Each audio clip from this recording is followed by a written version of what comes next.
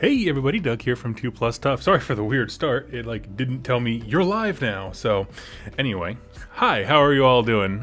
Doug from 2 Plus Tough here, and welcome to While You're Reforging. I do these every week, basically my Friday show where it's a little bit more cash, a little more chill, and we walk through kind of like the Games Workshop news throughout the last week. And just talk about hobby progress so you can see what I'm working on, stuff like that. People are always asking. And then we'll end it all with a discussion. Today's topics, why I like skirmish games and kind of some plans I have for some of them. So yeah, we'll dive right into that.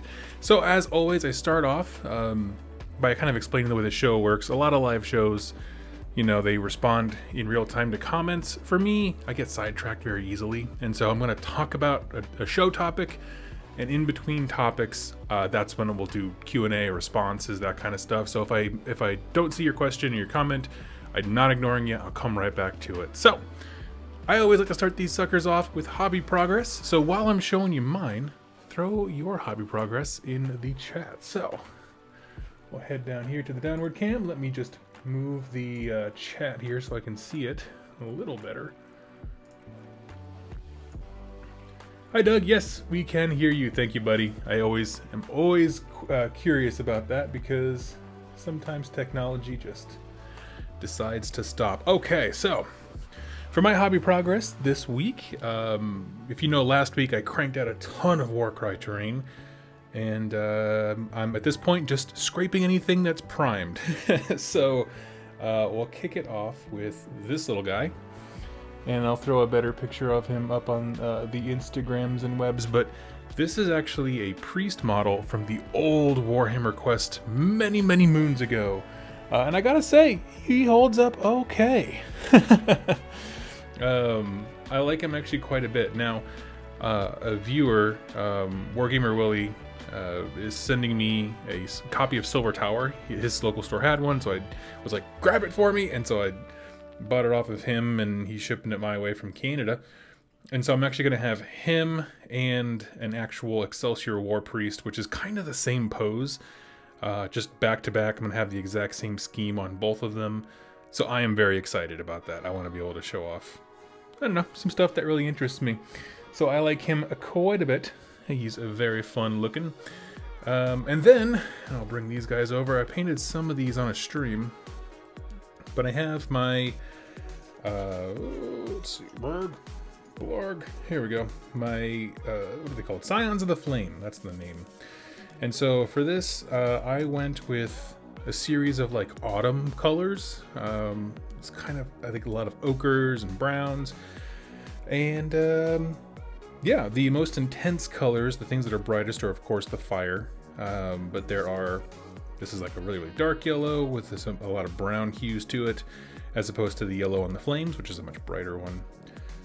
The scales that they're all wearing they started off as orange, and then I just kept adding washes and muting that color and bringing it down.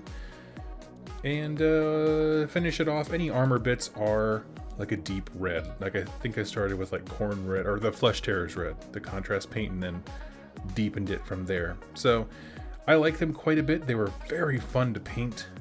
For me, when it comes to a Warcry warband, it's not just the big heroes. Like this is obviously, you know, samurai guy with a huge claymore is freaking awesome.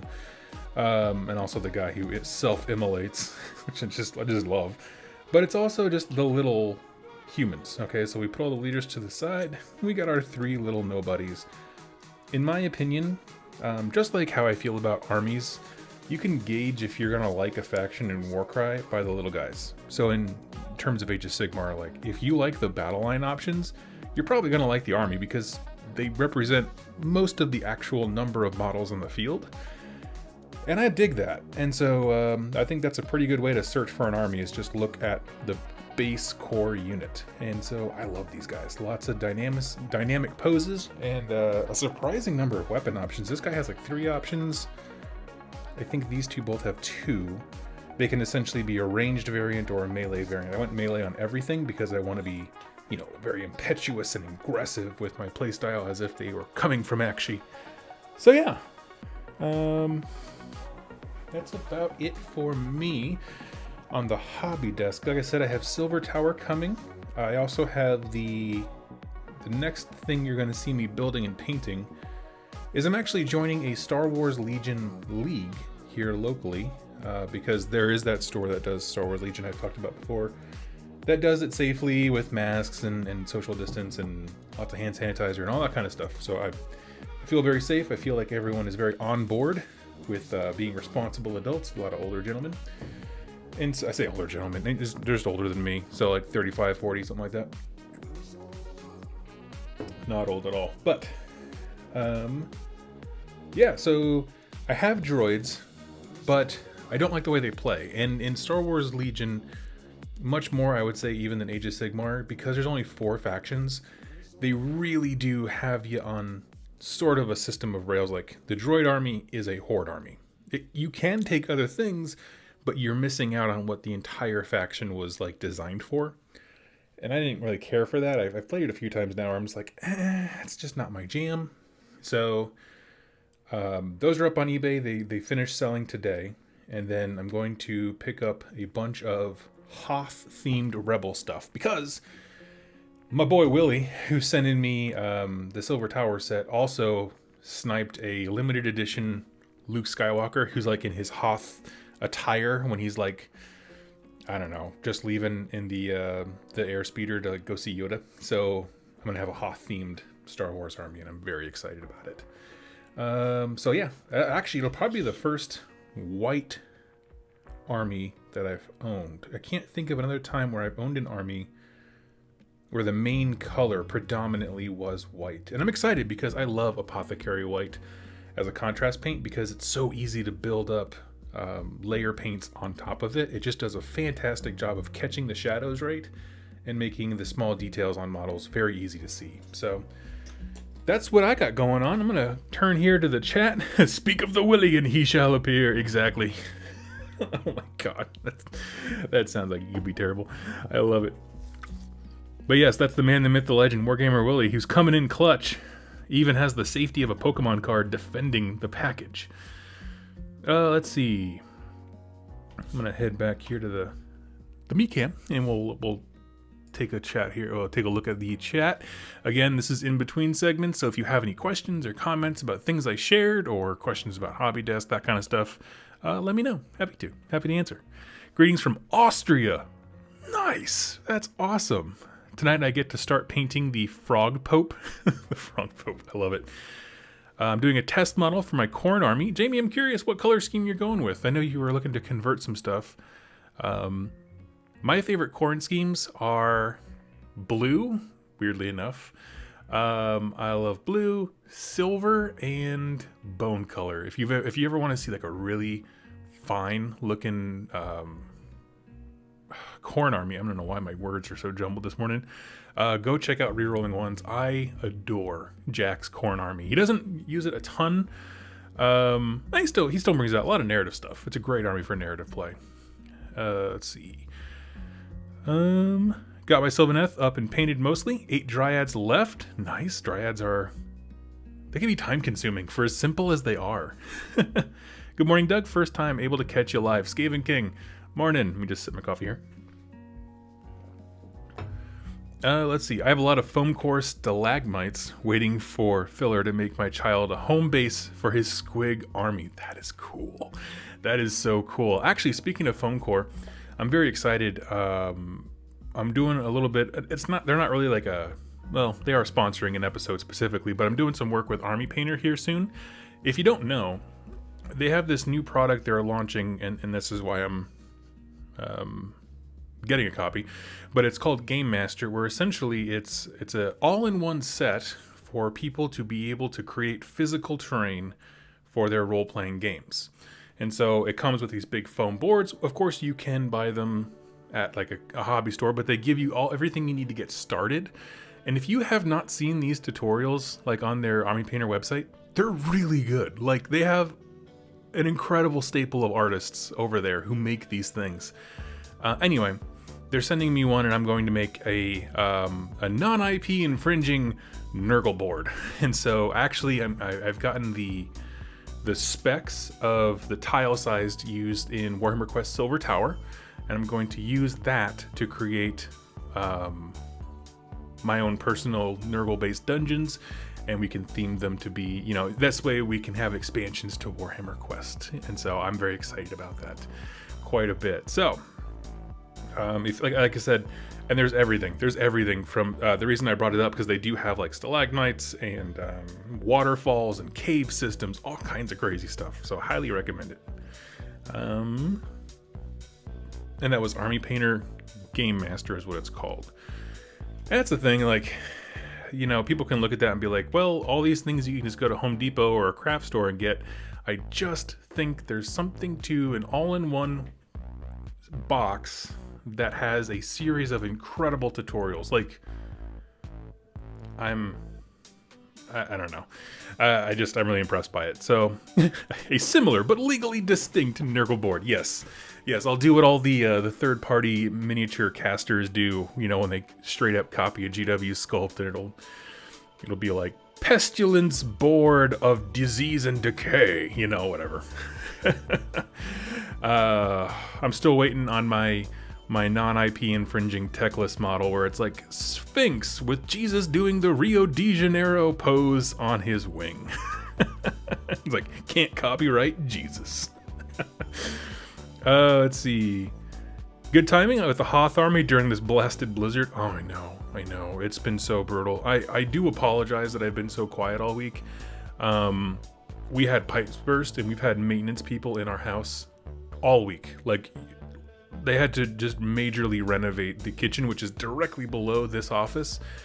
And so I would go down to sit and record, and it would just be deafening roars of saws and drills and all this kinds of stuff. So we're past it now. We're good. We have running clean water for the first time in a week. And yeah, we're good. It's good. But my family down in Texas is without power and water as well. So that is crummy. It's been a brutal winter for everybody. Let's see. With horns also, 13 out of 10, someone has tried to trademark Jesus. Oh, absolutely. You know that. I'm hyped for next Necromunda gang being hinted at. The Redemptionists were a gang I always wanted when I was younger, but was never able to get them. Glory, glory, the Redeemer. He goes purging on. Let me ask you this, Cold Shoulder. I'm curious, what's the difference between Cawdor and the Redemptionist? Because I know the Cawdor has a religious stripe to them, you know, and zealotry and that kind of stuff. So I'm curious. I'd love to learn. I don't know much about the non-core Necromunda gangs, like the ones, because I know there's a lot more that existed way back in the day, and I see pictures of them when I look at old white dwarfs, but I don't know. They don't really give a lot of context. Always comes back to Nurgle with you. Always does. Yep. Be the snot and pimple you want to see in the world. Flying Irish, our Warhammer Vermintide 2 correspondent. Morning. Doing great. Fire and backing by the Imperial Church. Okay, so they're like chaotic good kind of a thing, as opposed to Cawdor, which is like their own religious thing. Right, this is like a formal, the church backs them. I converted my Mighty Lord of Khorne by swapping his head for a Blood Reaver head with the mark of Khorne on it, and cut the helmet's... Oh, that's rad. That's a great... I know exactly what helmet you're talking about, and that's awesome, man. I'm glad to hear it. Glad to hear it. Let's see. Okay, we're going to move into games played. Now, I do actually have games played. I mentioned it briefly yesterday, but and then I'm going to pause on the chat, but please go ahead and keep throwing questions and comments in there. I'll get back to them the second I'm done with my little chat here. Played 2 games of Warcry last Saturday, and so the nice thing about Warcry, if you don't know, it kind of works like... No, I can't remember the name of the format for 40k, where it's like a narrative thing. But essentially, you keep track of your own campaign. And so we had done a few games. We started off with the not General's Handbook, the Tome of Champions 2019, and all this kinds of stuff. And we started playing a whole bunch of things, and we got to our first convergences. So we did that last week. I feel like It went super well.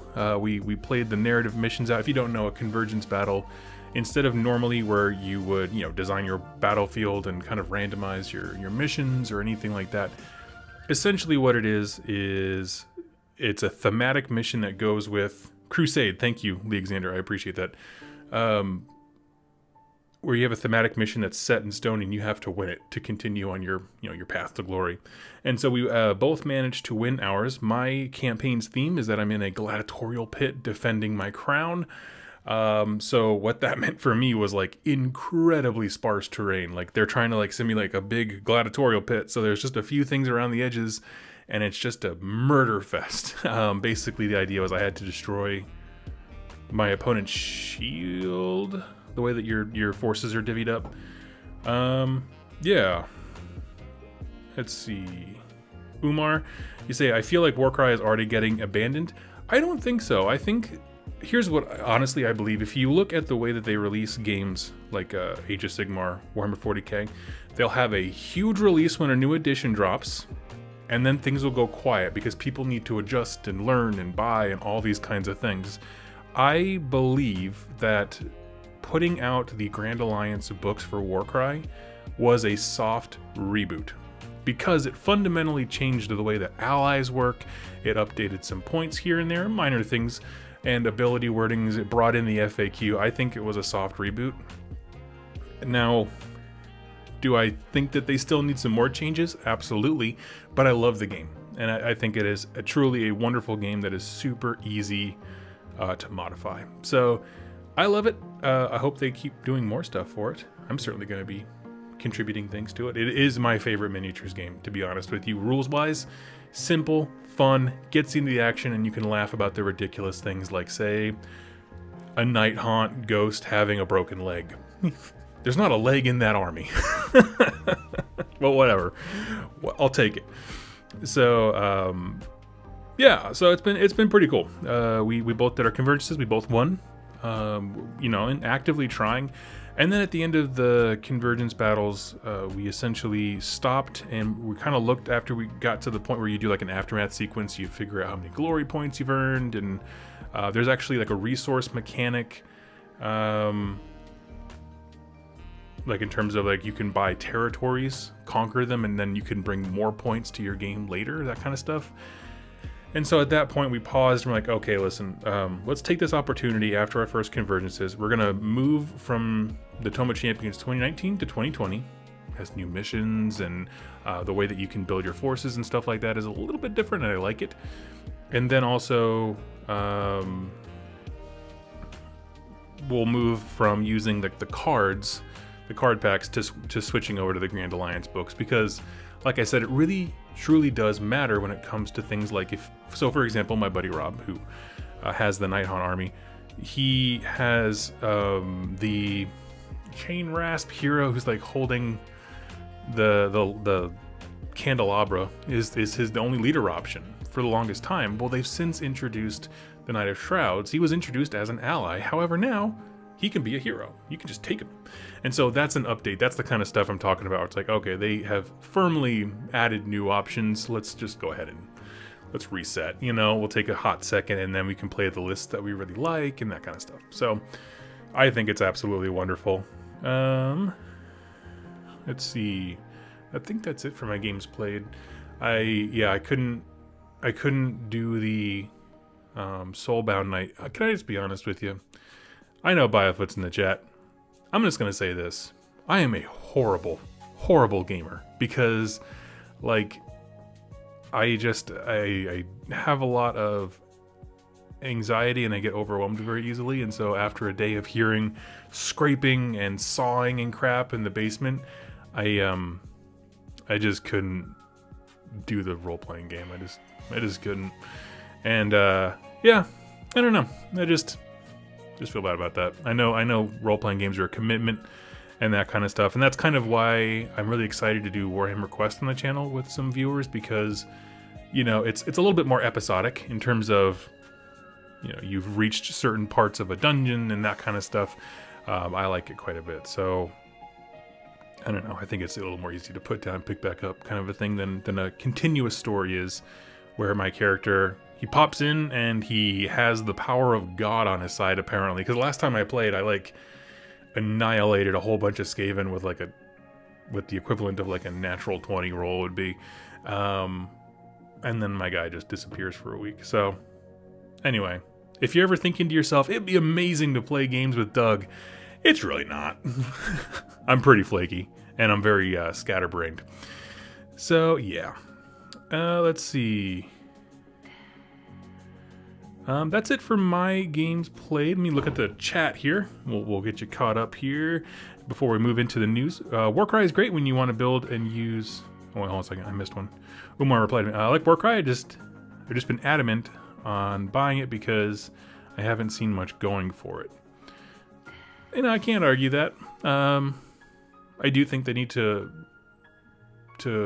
promote it again now that there are some more sets out there, and by sets I mean like terrain sets and mission books and that kind of stuff. I think it is a wonderful product that if they put a little bit more development time into, it could be ace. But then again, it's like I totally understand that there's just so many hours in a day and so many resources across all these games that they have. You know, I mean, we all have our thoughts of like, well, if I was in charge, I would cancel this game. Why? Who needs Aeronautica Imperialis? Like, let's just focus on Warcry and Underworlds and Kill Team, right? Like, I think those are smarter calls because those give you models that lead you into those bigger games of Age of Sigmar and 40k. But hey, what do I know? I don't play Aeronautica. It could be a great game. I should actually try that. I think there's a video game version. Where do we sign up for Warhammer Quest? Well, let me get it first. I think I will do, because we don't have an ETA at all on Cursed City. So sometime this coming week, Silver Tower should come in. So I'm gonna get those minis built and painted, and then kind of see where we're at. Basically, my thought process is if Cursed City is going to be out, it's going to take a while to come out, which, you know, it's 2021, the world's falling apart. Let's just give them some grace if it takes a couple months. I'm going to say we'll start with Silver Tower, and then we'll just switch to Cursed City. If Cursed City comes up beforehand, they've made it pretty clear that the rule sets are like their updated versions. So Cursed City is an updated version of Silver Tower. We'll just modify and we'll switch with it. So yeah, let me get it in and start painting it up. We're gonna have to talk about some Quest news here in just a hot sec. So let's see.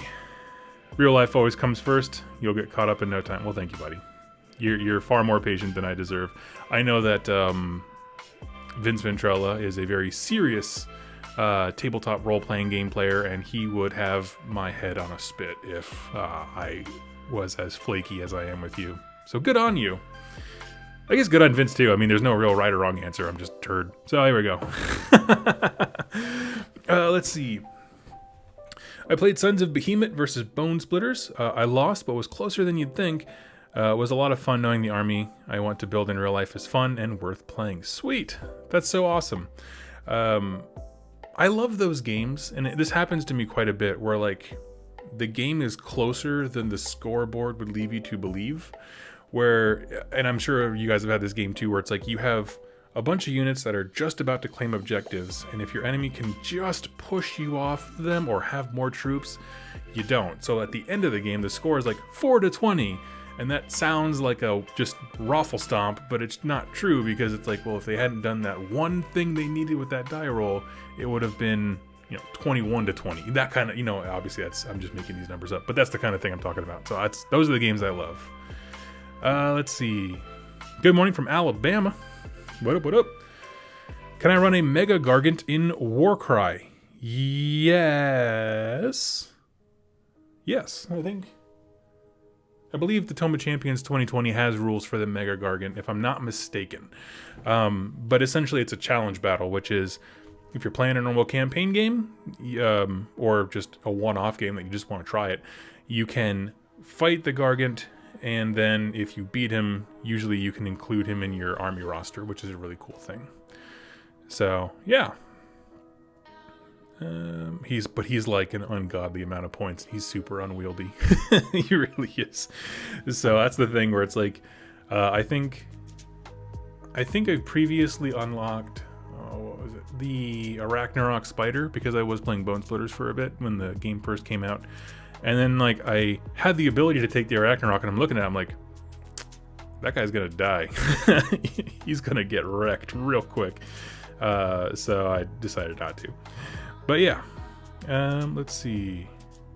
Jimmy says, what do you think of a black, red, and brass color scheme? I think that's rad. I think that's absolutely rad. I think black and red on a Khorne model looks absolutely stunning. And that's in any combination. You can have any one of those be your dominant or accent color or whatever like that, and it just works. So you're good. Mark Scott, hey Doug, I'm new to Wargaming and bought some stuff for Warhammer before realizing I probably don't have the time to actually play. My wife is interested in playing a wargame with me, but I would need something that can be played in under an hour. Is there anything like that? Mark, we were just talking about Warcry. Warcry is a fantastic game that uses darn near most of the miniatures that are in Age of Sigmar. But I would love to know what you bought, and I can put you in a much better direction. So, but if time is the issue, Warcry, it plays very, very quickly. So, I can give you more details once you answer me there. So yeah, let me know what you have, and we'll get you set up. So, we're going to move into, we'll give him just a second to respond to that before we move into the news, of which I am very excited. Warcry would be perfect for non-gamers. It really is. It is the, in my opinion, the best merger of getting people. I like Richard's comment. I'll get to it in a second. It's really great for people who are maybe familiar with board games, but war games seem intimidating. So if you have options to play both armies, yeah. I bought the 2-player starter set with Night Haunt and Stormcast. Okay, so you're all set. You have plenty of stuff. What I would say is if you pick up, what would you need? You would need I would suggest going to eBay for these things because they're cheap. The Warcry core book and there's what do they call them? There's army books, but they're for each Grand Alliance. So there's one for Order and one for Death. Grab those. It has all the rules you'll need for, almost all the minis that you own. With the exception of the hero on... Is the hero on writing something in that set? I think he is. Core book, Death, and Order book. Yeah, and that's all that you would need. And then the rest of it you can kind of piece together. Do not worry about... the terrain or anything like that. Just set up whatever you have and start rolling dice. Just have fun with it. You know, the core book will walk you through all the different stuff as far as what different tables can look like and things like that. So it's very simple. If you are very interested in Warcry and you've played that, Laura Kim and Griff Charger, thank you. If you played it and you guys enjoy it, I would really recommend picking up something like Warcry Catacombs, because the Khainite Shadowstalkers that come in there are already in the Order book, so that would be good there. You would get a nice game board with terrain and all these kinds of things, and it would kind of like raise it up to the next level. Also, that's a great way to get a core book, actually. So maybe I would just recommend Catacombs and your Order books, but it depends on how much you want to, dump in. But yeah, so that would be my suggestion. Minimum, you just need the faction books and the core rules. But if you wanted to kind of like, if you knew that you enjoyed it, I would say grab Catacombs. So yeah. Let's see. Okay, thank you so much. I started buying because I loved so much Battle Reports. It's going to be me and her playing, and she's not interested in hours worth of games. My wife is the exact same way. I got her to play X-Wing when that first came out. We played X-Wing actually for the first 3 waves that came out, I believe. And then we moved and we just found other hobbies and interest. But that was like her complexity and time cap. And so I realized that pretty quickly because I tried teaching her Age of Sigmar, and she was like, nah. I would rather, she's like, if I'm going to be playing one of your nerdy games, I got to have a glass of wine in hand. And the problem with that is that Age of Sigmar takes so long that that glass of wine gets emptied and refilled a few times, and we lose her. So that's pretty much, that's the cross I bear, so to speak. My wife is absolutely wonderful. She humors me in so many ways. So yeah. Let's see, I'm going to switch over to the shared screen here, and we're going to talk about some news. So we have a little bit to go through here. My wife is a microbiologist, and I almost have her convinced to play Plague Monks. That's rad. I bet she'd really love some of the Death Guard 40k stuff, because there's a lot of very specific like tools and instruments referenced for microbiology there in the rules. I bet you'd think that was funny. Let's see. Does the new 2020 tome have the new Slanesh stuff in it? Cold Shoulder, not the Tome of Champions for Warcry, but the Forces of Chaos book, the Grand Alliance book that has all those, they're all in there. So you're all set. So yeah. Okay, we're gonna move into the news. So you can go ahead and throw your questions and comments in there, and I will respond to them in just a hot sec once we get through this a bit. Not as many articles this week as really stuck out to me. They're doing a lot of stuff with Black Library, and if you don't know, they did kind of slow down a bit on the release schedules just to kind of, I think, pace themselves, which is, I think, ultimately a smart move. If you don't know, tomorrow morning, there's going to be another reveal show called Lords of the Mortal Realms.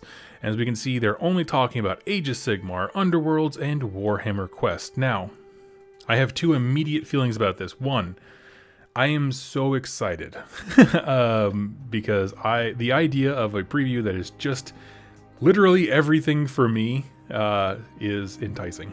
That's at least how I feel. You're like, oh, so you might as well have just called it Doug's Christmas. Preview event, Doug's Christmas. Cool. I like it.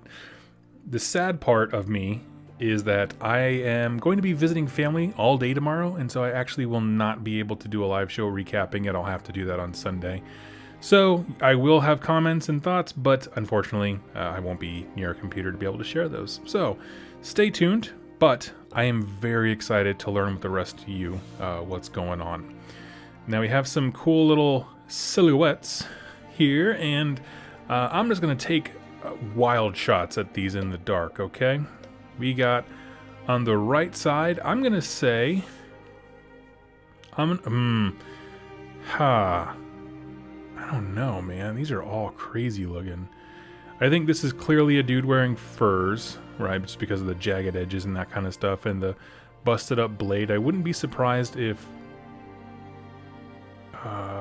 maybe these two were villains. I think we're going to see a lot of stuff for Warhammer Quest, quite frankly. So I'm excited about that. Really, really am, because I want more details on the heroes and the villains and that kind of stuff and how the game functions. I want a bunch of information. Over on the far left side, this could be a lot of things, honestly. Like, it's a very weird, elaborate, large headdress, so it could be something like for Lumineth, like the Hish side of things. We know that there's still some models that we haven't seen yet, because there is a wizard who rides a cloud and all these kinds of things. Like, there's just stuff going on in that faction that we haven't seen full models of yet. So we're going to scroll down here, and nope. Okay. So let's see. Is there an easy way to know what Stormcast units do and go with which characters? The names give me a headache. Honestly, the way that they're structured in the lore, you can kind of do whatever you want in terms of your army, but no, there's not, like it's open enough to where I would hazard the silhouettes are linked to the title shown below. I don't know. Maybe, but we've already seen the vampire. I don't know what that could be. No idea. Left is a Realm Lord for Cursed City. That would be interesting. I'm down for it. So anyway, the whole point of this article is just to say, hey, everybody, there's a heads up tomorrow. There's a live stream, and I will be watching, but unfortunately, I have to wait till Sunday before I can pop in and have opinions. So I hope you join me on Sunday. That's all I'll say. I would love to have a chat about it, especially like after giving it a day to like settle, you know, because you're gonna have your "this is dumb, they didn't do the thing that I wanted them to do" reactions. So we'll give that a day to percolate, and then we'll come back in and have a discussion. So again, when I see these previews, and I always caution this whenever there's a preview coming, just approach it with an open hand. What I mean by that is whatever is shown and given, evaluate it, and if you don't like it, that's fine, you know. But when you see people walk up, they better had show me blank, right? It's not an open hand. They're not open to new things, and Games Workshop doesn't deliver. They get salty. I say, sit back, relax. I would normally say crack open a beer, but it's going to be like at 9 in the morning, so you know, choose your own adventure there, and just see what they have to show. I'm excited. How extreme weather is affecting our North American deliveries. Let me just give you a TLDR. Things are messed up because it's cold as hell, and yeah, that's about it. That's all I got for you. It's cold as hell, things are delayed, and that kind of stuff. Luckily, there's not a ton of things that I have been wanting to order or pre-order, but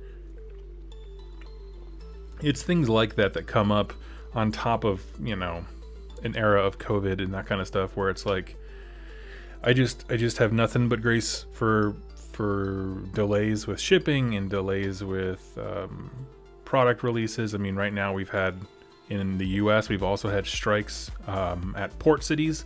So, you know, a lot of product is just sitting in cargo haulers at the dock. And then we also had strikes with the railroad so that they wouldn't get moved further in the country. There's just a lot of stuff. There's a lot of stuff going on in the world. And I have the opportunity to watch the Star Wars Legion community get really mad about that because some release for a droids or something like that didn't come in, and it keeps getting kicked back and punted. But I'm like, man, this is just the era we live in. Like, we're so connected that there's just a lot of links in the chain, and all of them are points of failure. So, all right. We also have, this is the next article here, the next bone splitter for Underworlds. So, if you haven't seen the original one, he's basically in a come get some pose with his arms out wide, and he's got Wolverine claws. This one, I feel like, is a much more tame representation in terms of, like, it's clearly a better design in terms of, like, I feel like how his arms and stuff like look. But it's very similar to a established bone splitter model. Like, if you were to go buy the kit right now, you would have a guy who looks not unreasonably different than this. All right, his special thing is the two-handed weapon he's wielding, and it looks sick. So if you love yourself some bone splitters, I certainly do, go ahead and check this guy out. I do like the first one more, I'll be honest with you, but this guy is rad too. He at least fits in, and that to me is very important. And then they give us a wee bit of a preview. So these are all the things coming. And again, in my opinion, I don't pay any credence to these timelines because of the nature of the world right now. But we have the Seraphon Warband coming up next, followed by the Soul Blight, which we have seen all the models for, and they are all incredible. Then there's the Bone Splitters. I wouldn't be surprised if we saw the rest of the sculpts for that tomorrow, just because it says Underworlds, and why not? As well as the silhouette here on the right, that is clearly an Ossiarch Bone Reaper. It even has the same similar icon and everything. That guy looks, I mean, if he is on anything bigger than the 32 mil, he's going to be a powerhouse, and I love it.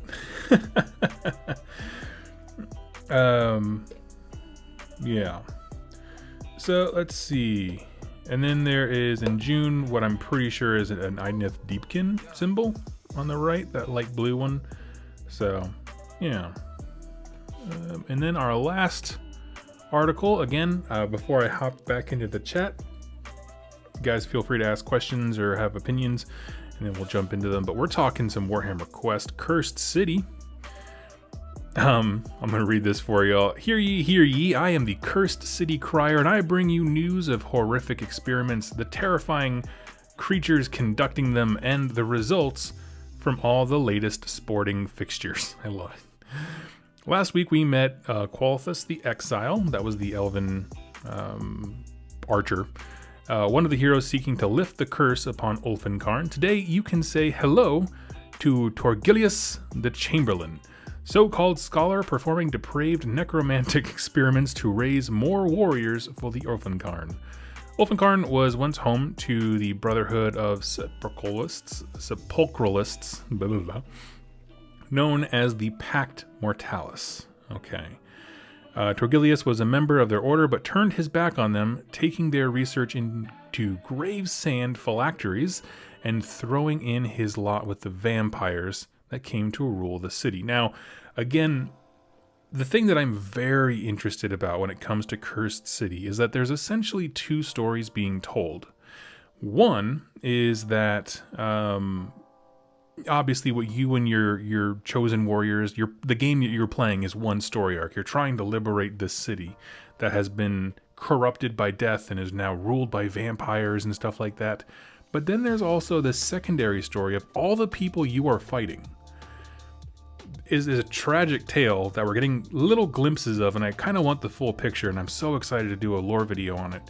Is that this is a city that had basically an internal decision that led itself to damnation, where I'm assuming in the Age of Chaos they saw warbands coming, they're like, we need strength, and these vampires were right here to be like, we'll come in charge, we'll take strength. And there was this whole civil war essentially, because all of the characters for the evil side, we'll say, that we've met have had a role to play in the schism that led to the vampires, or Ulfenkarn in general, being led and subjugated by death.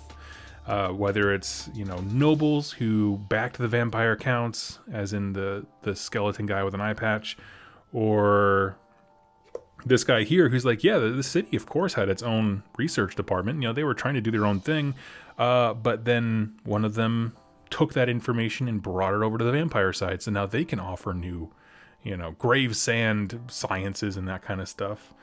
But yeah, I think it's awesome. So I love the idea of those two stories happening in tandem. And Smat84 points it out, if these each end up getting a sub-campaign, if each of these characters is a sub-campaign boss, I will be super happy. And I like to think that they are. I really would.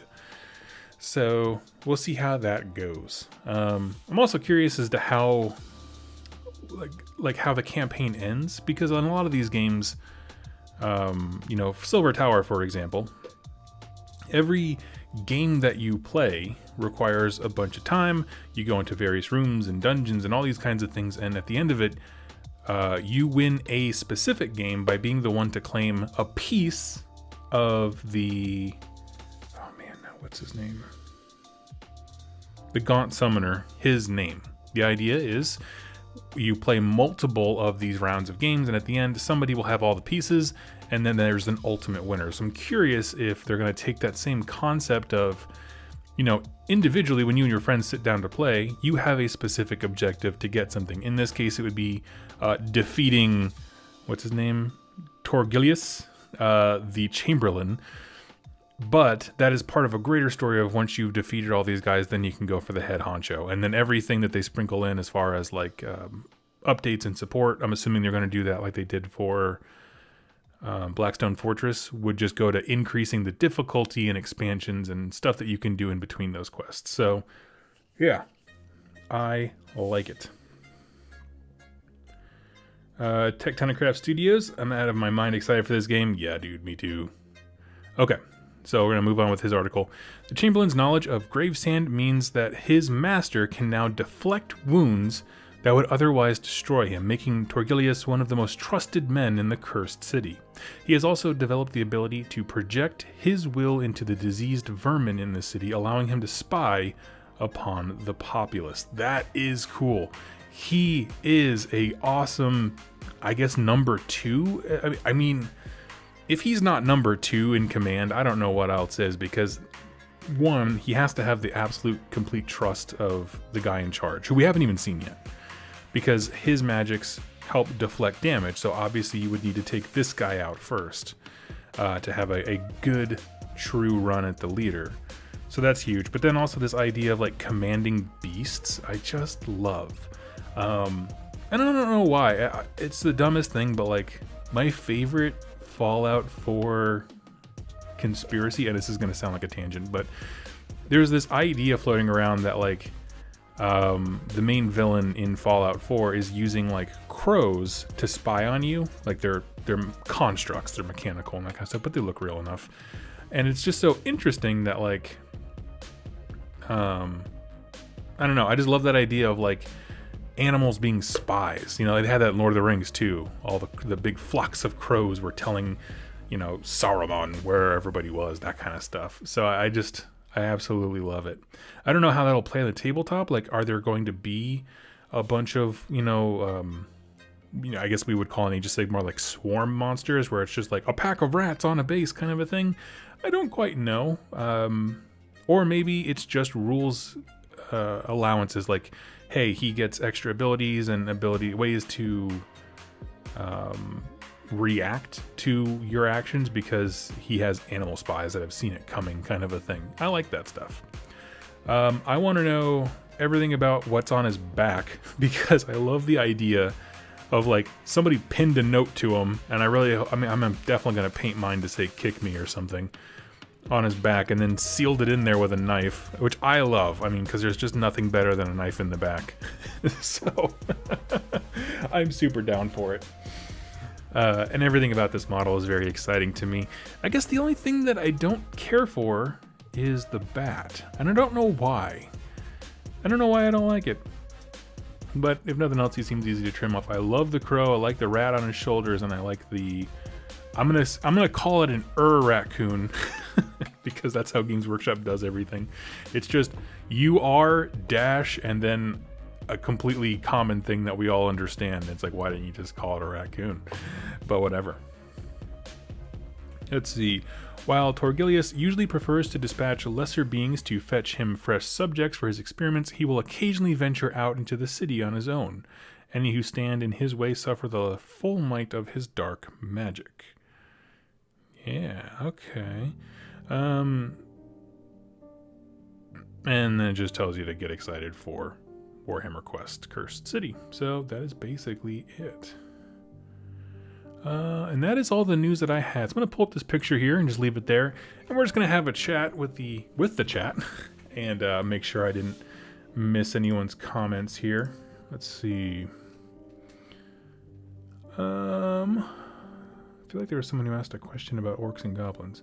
Oh yeah, Warren, do you think that the Gloomspite Gits is a complicated force for first-time gamers? No, I think they are probably one of the most straightforward. It does seem like a lot of information because if you look at it, it has like allegiance abilities for Moonclan Grots and Spiderfang and Troggoths, but the truth is those rules only matter if you bring those units. So if you start with something simple, like say you focus on Troggoths or the Spiderfang, you only take rules from one of those things, if you focus on a singular aspect. So I think in terms of learning the game, they are actually one of the more straightforward factions.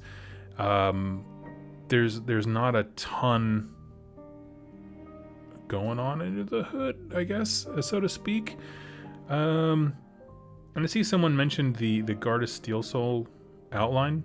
Someone tell me where that is, because I can't find it. Anyway, we'll talk about that next. Will, yeah, there you go. Let me know where it is, or what the article name is. But yeah, so I'm very excited about that. Let's see. I really do. Yeah, I do think they are very simple. One thing that I would probably suggest is the thing about Gits. The thing that makes them hard for new players is the amount of things that you kind of have to buy, because they are a faction that is built upon disposable little dudes that are there to command the board. Just take up space and be more than your opponent can kill. Problem is, in real life, that means models. Lots and lots of models, for the most part. There are other ways to play them, but that is by far kind of like, it's the thematic way. It's a ton of flood of gits just being all evil and stuff like that. And it's also probably one of the more, if you're looking to be competitive and go to events, you know, it's probably the stronger way to play them. Let's see. If y'all haven't tried multiplayer, Triumph and Treachery, and Warcry, you should. It's like playing EDH, but a tabletop game. I'm not familiar with EDH. But I love Triumph and Treachery. We did that, actually. That was the first thing I did with the Rerolling Ones guys long before they started the channel. We all got together and played Triumph and Treachery, and it was an absolute bloodbath, and it was just the best. We had a wonderful time. The laughs were flowing, and so was the alcohol, and we had a blast. Okay. Oh, my chat just jumped down quite a bit, so if I missed something, give me a hot second here. Is there going to be a release for Maggotkin in Broken Realms Techless? I predict Maggot Lords will get a box and new rules. Also, a flexible battalion for Maggotkin to get command points. For me, I actually expect a sub-faction for the Order of the Fly. That is my guess, because that is the only Nurgle warband that has shown up in the lore in Shyish, specifically like hunting, frankly just hunting Nagash, and that would be make a really great counterpoint to Techless also hunting Nagash. So I think that's what my gut tells me, but I'm not, you know, like I said, I approach all these releases with an open hand. If they show me a whole bunch of other stuff, that's totally cool too. It's also just a fan favorite, so I feel like it's it's a very safe, I guess, slam dunk for Games Workshop, because people love it. So the Order of the Fly is pretty great. EDH is a game mode for Magic the Gathering. You basically have one card that kind of themes the deck. Interesting. Okay. Elder, Dragon, Highlander, a format of Magic the Gathering, also more known... Okay, I have heard of Commander. Okay, that's what it is. Let's see. Have we talked about the 95 thesis nailed to the guy's back? Yes, absolutely. I'm definitely going to put Kick Me on there or something like that, or like... I don't know. Ask Assergrass, nobody gets resurrected for free. That's my bumper sticker for any death mage. So let's see. Oh man, I'm late. Nah, you're good, Dan. Don't worry about it, buddy. How are the Sylvaneth in Warcry? I have never played them, nor have I seen anybody play them, but honestly, I'm kind of tempted to grab some, if I'm being super honest. But I'd absolutely love it. I'll take a look. I'll take a look at their rules. I want to eventually pick up all of the Grand Alliance stuff, but yeah. Let's see.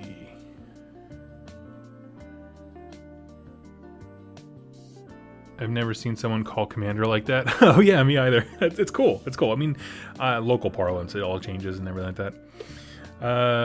It's not the ass I want to doing work for. I just noticed he's packing a kukri knife. I don't know what oh, this thing. Yeah, the bat one. Yeah. Let's see. All right, I think we're pretty much caught up. Now, let me get... just trying to think, do I have anything that I want to paint while we're hanging out? Oh, I do. Give me just a hot second here, chill out with some light music, and we'll get started on my next painting obsession. Because I forgot I had these guys primed. So chat amongst yourselves. I'll pop back in and answer any questions that are directed at me in just a hot sec.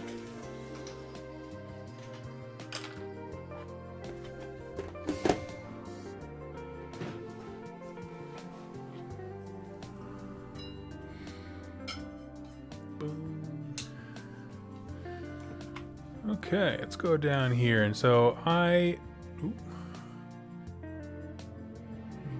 camera sorted there. I bump this thing all the time.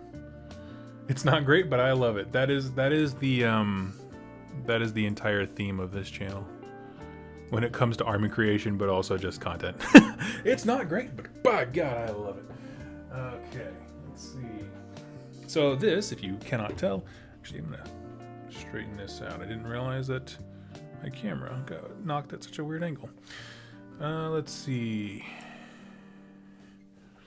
Question for you in the chat. Are the anvils of Heldenhammer the Stormcast that sometimes have skulls instead of faces? Aaron. So the Stormcast that have skulls as helmets are actually a very specific role. Those are the Lord Relictors within the army. It's not every storm host has them. But yeah, so that is a very, it's more of like, it's like having a special helmet or something like that based on your assigned duties. Here we have the Unmade. That's what we are working on today. So, yeah. So basically you can play whatever you want with those. Anvils of the Heldenhammer. The only thing the Stormhosts really dictate is like their color scheme. And those are the black and gold. So let's kick it off. Let's grab this. I think I'm gonna kick it off by doing the skin. So I want to have their skin be exceedingly pale, right? Like they look sickly. So let's grab some colors to do that. We got Apothecary White. We got Magos Purple to make it look bruised and nasty. We got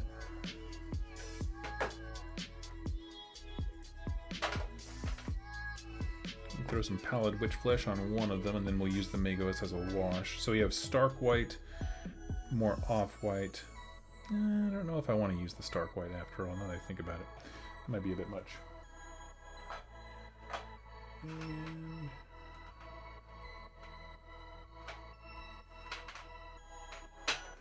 Ink by Leather. Hold on one second here.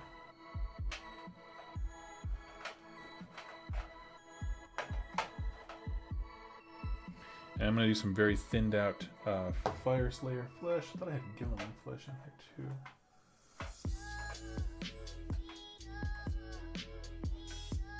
Yeah, we can do some Ashy Gray skin. Yeah, I think we'll start there.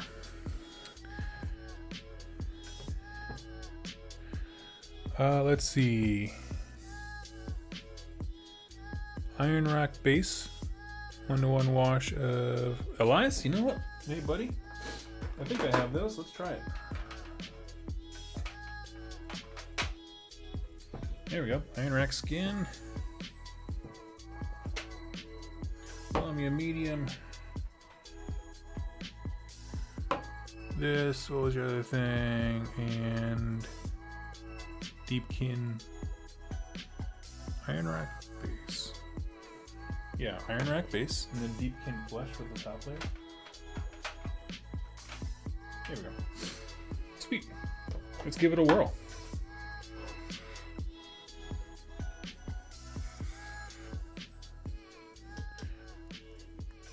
General question. I'm thinking of starting a YouTube channel that is a vlog style of me painting a box in a day. Will include going to the local game store, building failures and all. Does that sound cool? Honestly, if you're not trying to get anything out of it, like, you know, you're not trying to be like a full-time YouTuber or with that, I always suggest people just do whatever makes them happy. If that's something that you like, a vlog style of recording your hobby progress and how it grows and that kind of stuff, I say that is the coolest idea I've ever heard.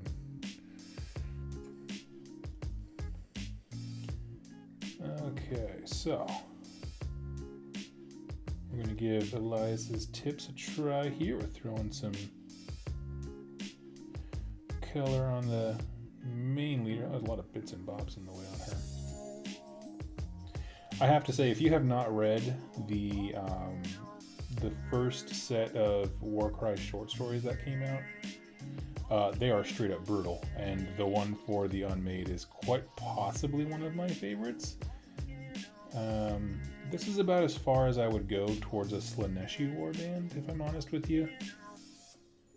but I do like them quite a bit. Now I mix up skin colors and tones and that kind of stuff, but I will do at least 2 to 3 models like this, just because it makes it easier to kind of rapid fire through them.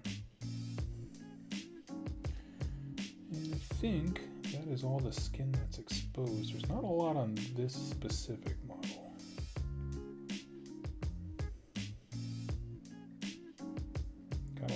Got a lot of robe action going on. Let's see.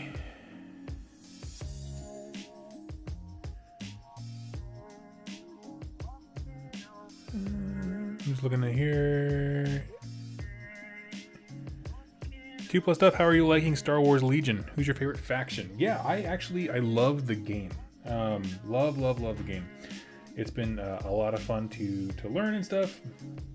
I started off with droids and then very quickly learned that like it's just not my playstyle.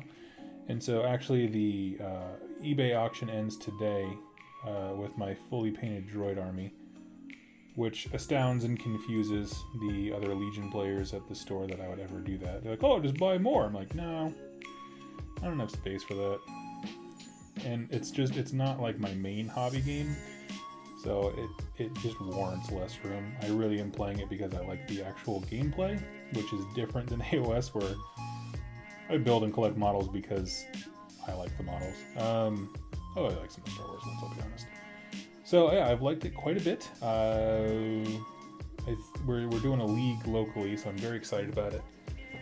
As far as the experiences that I've had with the game and models that I've enjoyed using, with the games I did play with my droids, I really love droidicas. There's like, if you guys have seen the old the Phantom Menace or whatever, the rolly ball ones that come out, roll out, and then just like make Obi-Wan and Qui-Gon Jinn run like little wimps.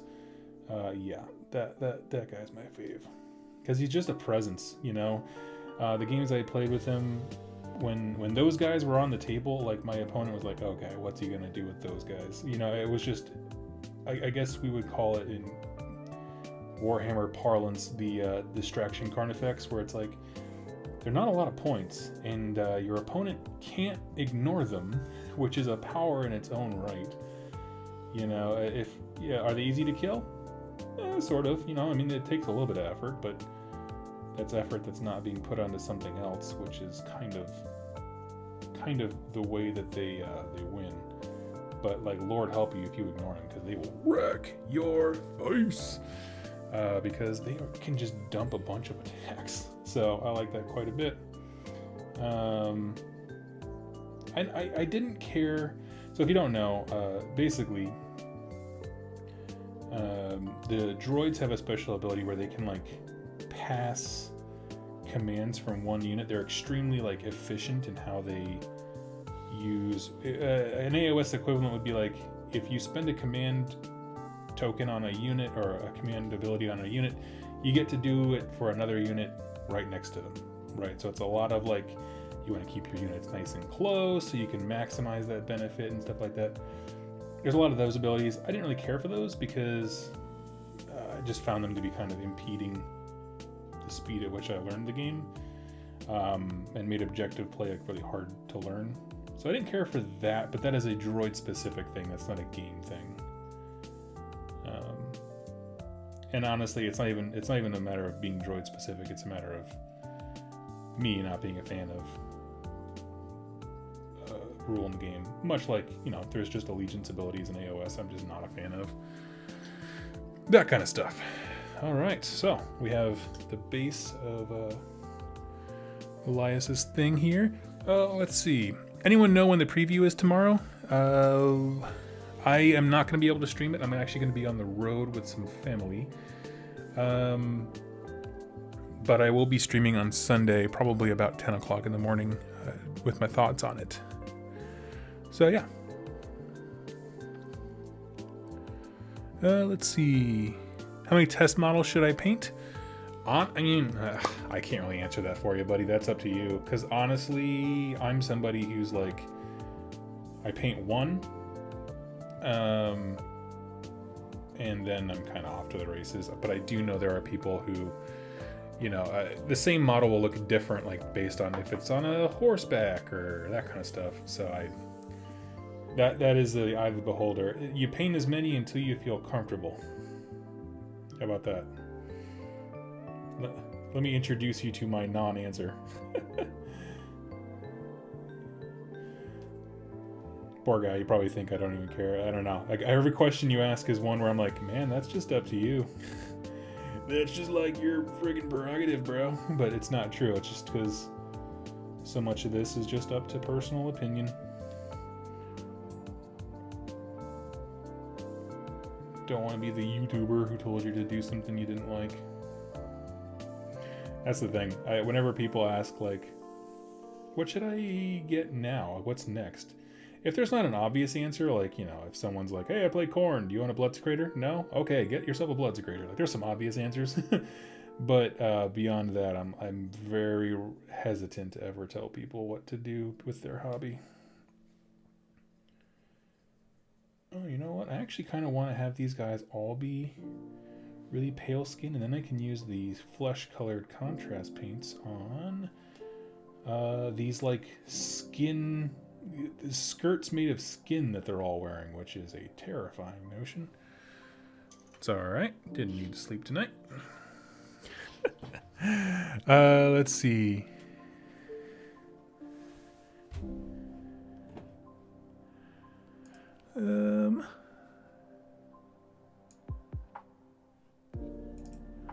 Brent, I just use my phone. Its channel makes... let's see... Cool. I'll have to figure out how to film anything. If anyone has any tips, I would just say use your phone. Yeah, I started with a phone as well in a very creepy basement where more than one shot had to be canceled because a spider crawled on my face. And that was my life for a while. But yeah, it's a great way to start. Honestly, the editing, I'm gonna wager, is probably for most folks the harder part to learn. Just because, you know, it's just something if you're not exposed to and you're not used to doing anything with it, it can feel very daunting.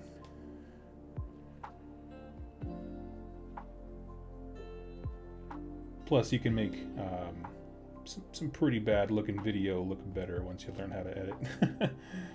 So if things are filmed in a rough way, they don't have to stay that way.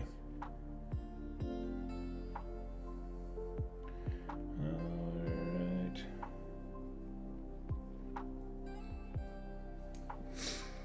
Okay, so we got those guys. What other skin? I want to try one with Apothecary White. We'll pick one person to be our guinea pig to see how bad it looks.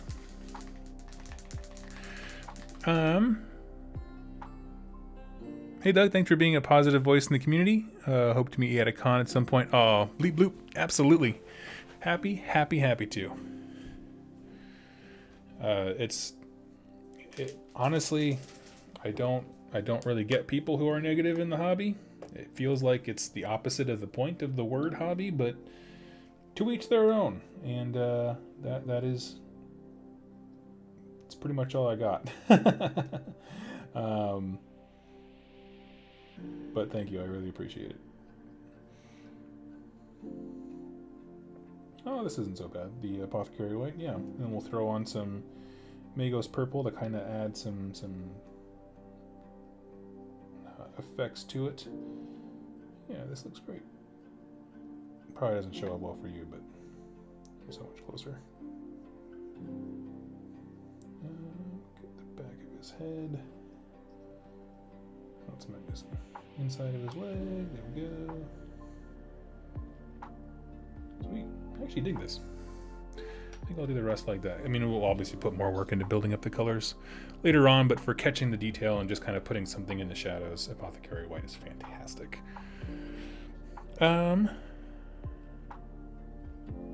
What is an allegiance ability that you do not like? Oh, from what I mentioned earlier. I am really not super keen on the Skaven ones, just because it creates a situation where there's so many moving parts. it can be very overwhelming. So just because, kind of like Gloomspite gets, where you know, you only have to worry about the rules of the units you take, but the thing with Skaven is so many of those heroes drastically change the nature of the army that you want to include them, more so than some of the other units that from Gloomspite gets and that kind of stuff. So I just feel like it's like drinking from a fire hydrant. and that's only in your hero selection, because in the rest of it's just like, okay, but now what units do you want them to use? And so you just do the whole process all over again. So that would be mine. Didn't really care for that.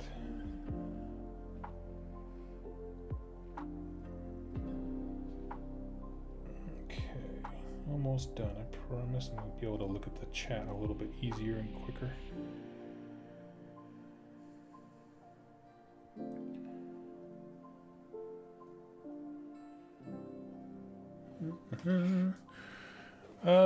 Let's see. Kellen, with your videos and the tabletop artist, my wife and I have painted some Infinity models, the Vallejo Paint by Numbers one. Thank you, had a great time. Oh, that's so wonderful. Yeah, the Infinity models are wonderful, provided that you don't want to do any conversions, because they are still using metal for the most part. I think there are a few plastic sculpts now. But yeah, Corvus Belli has some incredible artists in their wheelhouse, and they are really cool. So I'm so glad. I'm so glad that gave you a little bit of, at least a fun night together. That's so cool. I like hearing that stuff. Okay, now all the base colors are done. Let's mix up this Agrax Earthshade and Lamia Medium mix that I was suggested by Elias. Let's see, 2+ stuff. I'm so happy I found your channel. Rekindled my love for AOS and finishing up pile of shame Eternals in my Iron Jaws. Oh, thank you so much, Kurt. That's very kind of you to say. Oh, we're playing Warcry a good bit as well. Awesome. I love hearing it. Oops.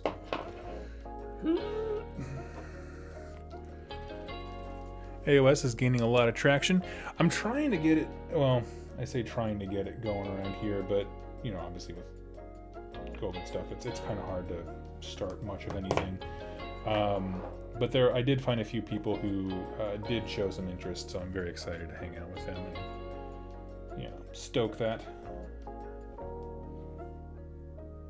It's just a matter of meeting people where they're at, because we also have folks like my buddy Rob, who I play Warcry with. He has a bunch of Age of Sigmar stuff. Night Haunt, I think, specifically.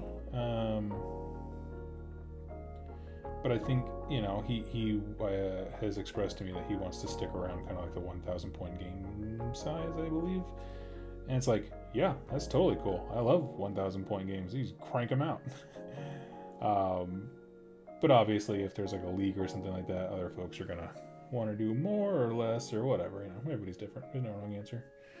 It's just finding a way to make everybody happy.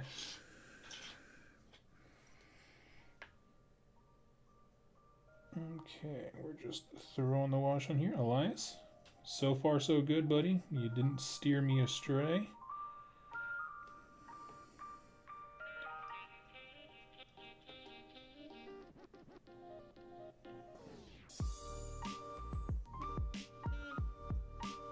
Man, the amount of detail on these guys is just insane. All the little scars and stuff like that. I love it. I'll tell you what, if this pans out, this is exactly how I'm doing a lot of the undead stuff that I'm painting up for Cursed City.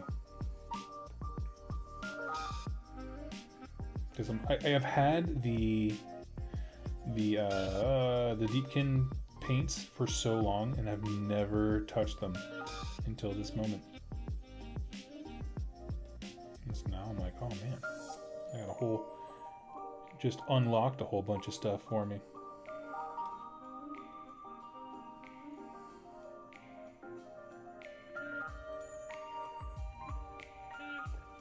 Let's see, just gotta get blood. I think I made exactly enough.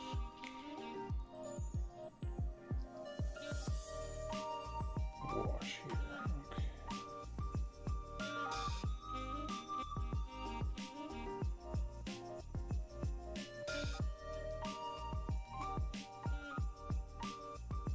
Okay. Sweet. That wash needs a little bit of time to dry, but it's pretty thin, so yeah. This song is super dope, so chill. Yeah, I just throw on there. YouTube has their own playlist of like free music you can use because they own the rights to it, and I love it. Let's see. I'm sorry, I lost my point in the chat here. You also check out my Glotkin on Reddit. Yeah, go check out Elias's stuff. Zosies, hey, what is up in your neck of the woods? Anyone know what these models are primed in? This is Wraithbone. The contrast spray primer. Hey Doug, did you see the new teaser preview that was posted on Facebook 6 or 7 hours ago? Looks like a vampire lord to me, so maybe vampire infos tomorrow. I am fully convinced we're gonna get a really good look. There we go. Good looking. A good look at Warhammer Cursed City, which is kind of my thoughts for vampires. Oh wait, no. Okay, we can use this.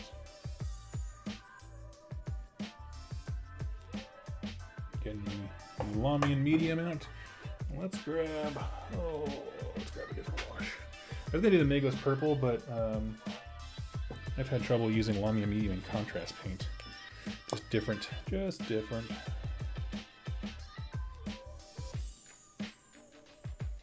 Okay, now we have a very thin purple. Actually, I want it to be a little bit higher.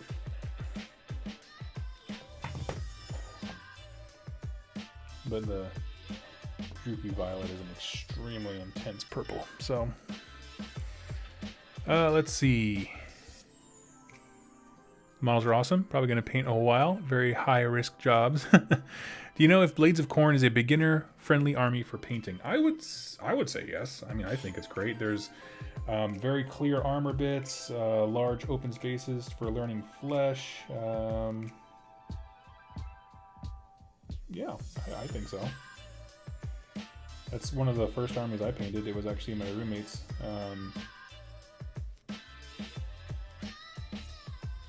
Yeah, I think you're great. Honestly, I want a new Corn battle tome just because I want people to be taking Corn more often. I think it's such a cool army. When I was about to do my big project, which ended up being Maggotkin, it came down to Maggotkin or Corn. Just because I like them both. I like the models and that kind of stuff, and ended up just leaned a little bit more towards Maggotkin for the Maggot win. Throw him there, and this is over Pallid Witch Flesh, so this works out pretty well. Very light colors.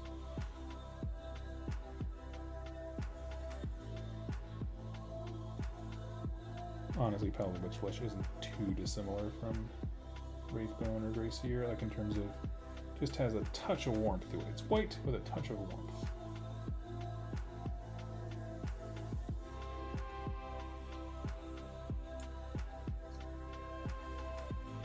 Going down the legs.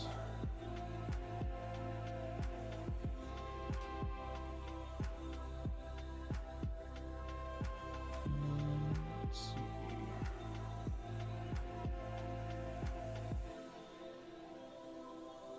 Get that neck. Okay.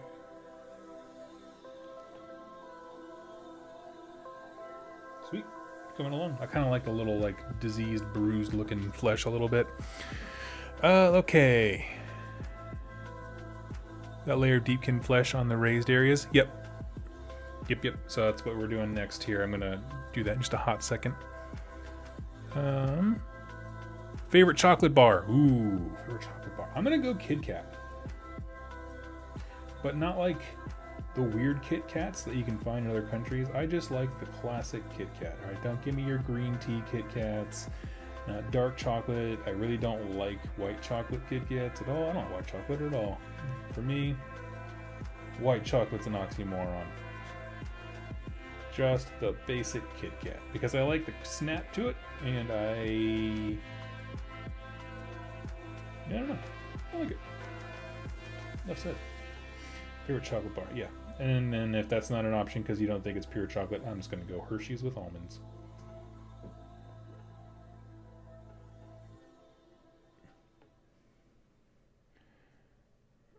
Good question, though. That's almost like a date night question. White chocolate is not chocolate. Thank you. What else do I need? So I got 3 with our Deepkin scheme that we're doing here with Elias.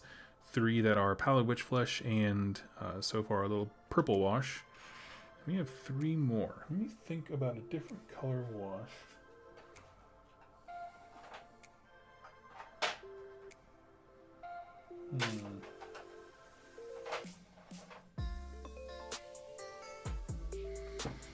I'm just gonna try it out, but I want to see what Collier Greed Shade does when it's thinned out here in these.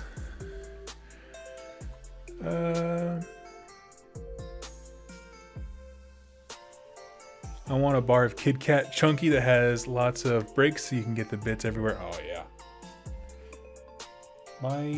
So Jess, who, if you're just joining me, is my wife. She's so funny. She hates the ends of things, like the end of bread, like the first slice. If we go to a Panera, which is like a bakery and restaurant chain here in the U.S., she like doesn't like to have like the end of the baguette or anything like that. It's like, I don't like the butts. And so I always end up eating those. So I'm like, that candy bar is everything my wife hates. It's just all the butt ends of stuff. Ooh, this makes them look like they were drowned or something. I approve. And of course I'll go over with, you know, another highlight and kind of pick out the raised areas and the muscles and stuff, but this is just adding just kind of a little touch of color to the recesses, just to kind of give them a little bit of distinction. Let's see. Favorite beer? I'm not really a beer guy. Like, my doctor, well, I guess I have a new doctor now because I moved, but my old doctor never believed me when I said I don't drink alcohol, and I really don't. I think all of Nova, where everyone else was getting schwasted, I maybe had 6 drinks the entire weekend, spread out, so it's just not my jam. You know what it is? Alcohol makes me warm, and I'm a big guy, so I'm already self-conscious about being gross and sweaty. And I just get hot. I'm just like, I don't want to drink anymore. That's basically how it goes. I just burn myself out.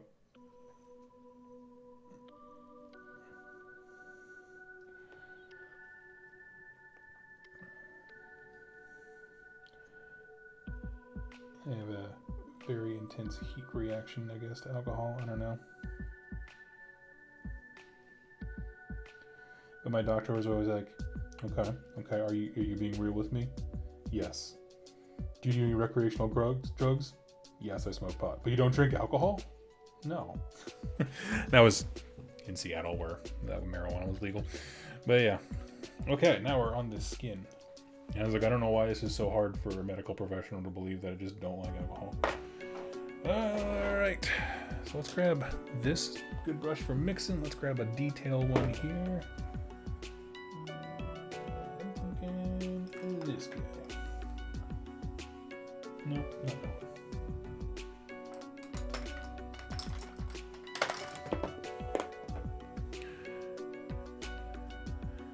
We all know Doug is a mead guy. Let's see. Do you think it would be good to paint blood for the blood god in my corn mini's eyes? If you can fit it, you should do that. If you have the confidence to write blood for the blood god in miniature's eyes, I'm usually pretty proud if I can get a guy to look one direction, you know, like he doesn't look like he's got kicked by a mule and his eyes go crossed or something. But if you feel like you can do that, you should.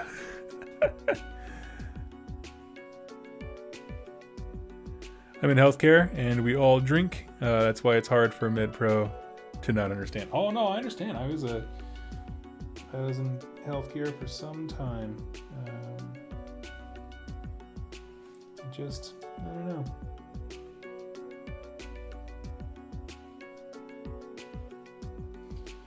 worked in emergency services with old folks, and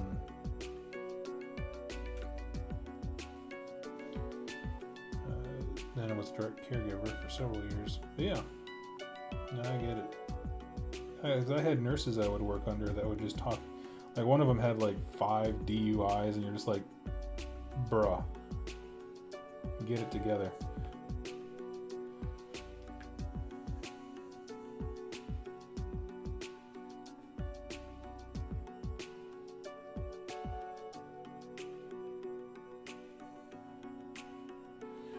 Let's see. I don't drink, smoke, or any kind of recreational drugs. I'm boring? Nah, that's not boring. Not at all. Honestly, we mostly and mainly, those words got jumbled together in my brain. We, quite frankly, did pot just as an evening way to just unwind, because it helped a lot with my wife's anxiety. It was very, very helpful. Use it as a tool. Nothing more.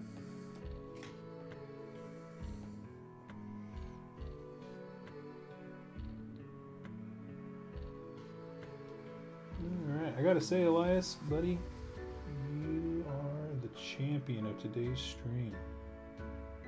Dropping in a helpful paint scheme here for a skin on these guys. I love it. Absolutely. I can already tell I'm gonna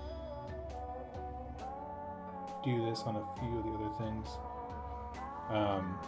And ways to improve, ways to improve my method of doing it, just because I'm looking at, like, you know, some of the dark creases and scars and that kind of stuff. I'm like, oh, I could just throw a little bit of Magos purple in there and have those scars really pop. I think that would be really good.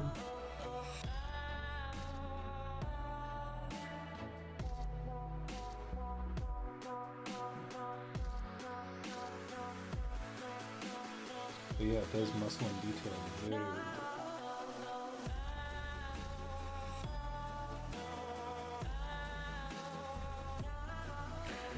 well. Let's see.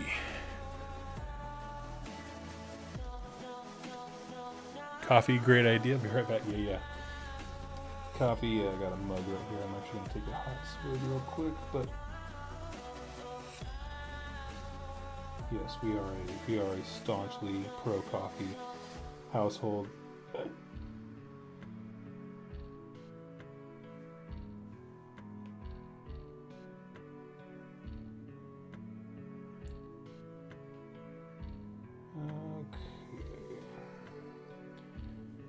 Yeah, so if anyone is curious, Elias dropped in the chat. I was asking for ways to do like very light, pale, almost necrotic, but not quite skin.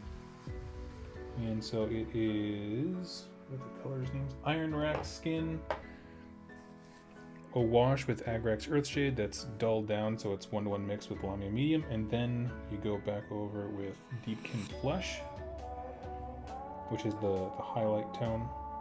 And it looks rad. Apologies, I don't feel like my downward cam can really capture it, but I'll throw pictures up online.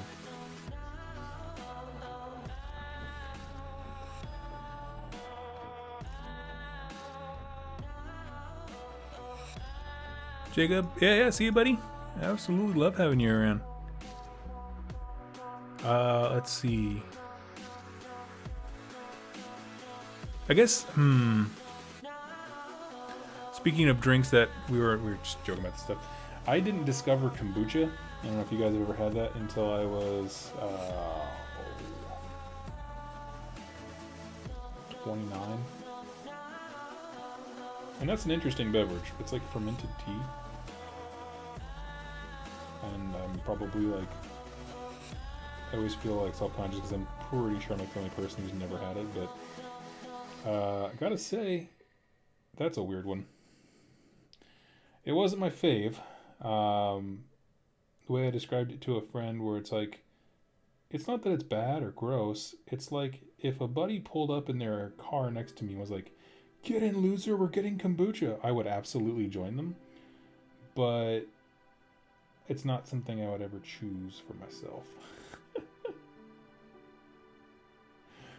Also, it just now occurred to me this whole time I should have been talking about skirmish games, as was the point of the main topic.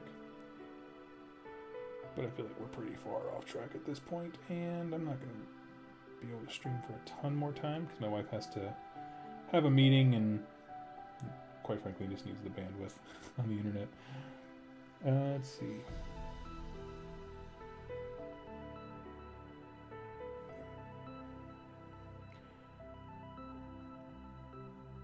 But yeah, so hopefully, picking up on an idea where I left off earlier, the Warhammer Quest Cursed City tiles are going to be very similar to the Silver Tower ones in terms of size. I can't imagine they're going to be radically different. And I'll be able to use my Game Master created terrain on them, so I'm very excited about that possibility. I really have fallen quite in love with some of the role-playing elements of those kinds of games. Actually, I've been playing the Silver Tower game app like almost obsessively. Just this last week when we had maintenance guys coming in and out, and wasn't able to do a whole lot of anything else but play games. And so, and it doesn't really copy the actual mechanics of Silver Tower, but it's a fun little Sigmar, I don't know, break in the life.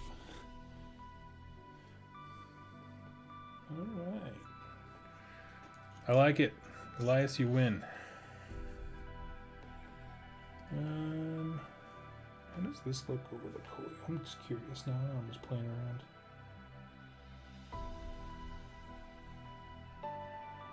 Elias, in case you are curious, I am doing... So I did Apothecary White contrast as a base on these guys. And now I did a Colia Green Shade wash.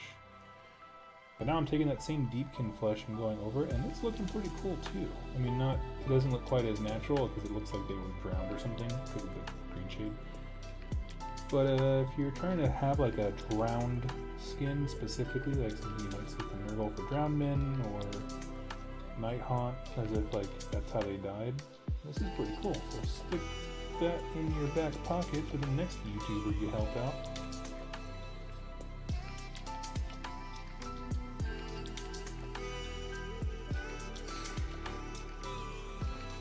Nova can confirm we were getting plenty drunk.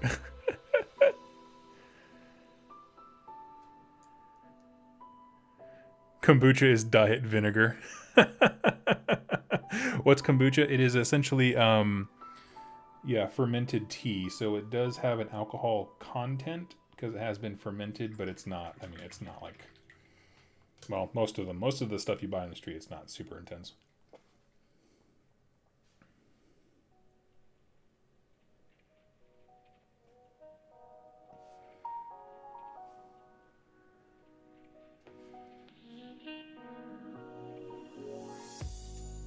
My old employer, or my office manager at my last job, very sweet. She told me once, she's like, yeah, if I drink kombucha, I just get, like, I feel like I'm just drinking, get lightheaded and stuff. I'm like, that, I feel like that should be the case. Don't know if she's extra sensitive to alcohol or what, but yeah, it's more tea than anything. If you like sour beers, which I do, you'll like kombucha. And that's honestly another big reason why I don't drink very much, is the only beers that I tend to like are a pain in the butt to find.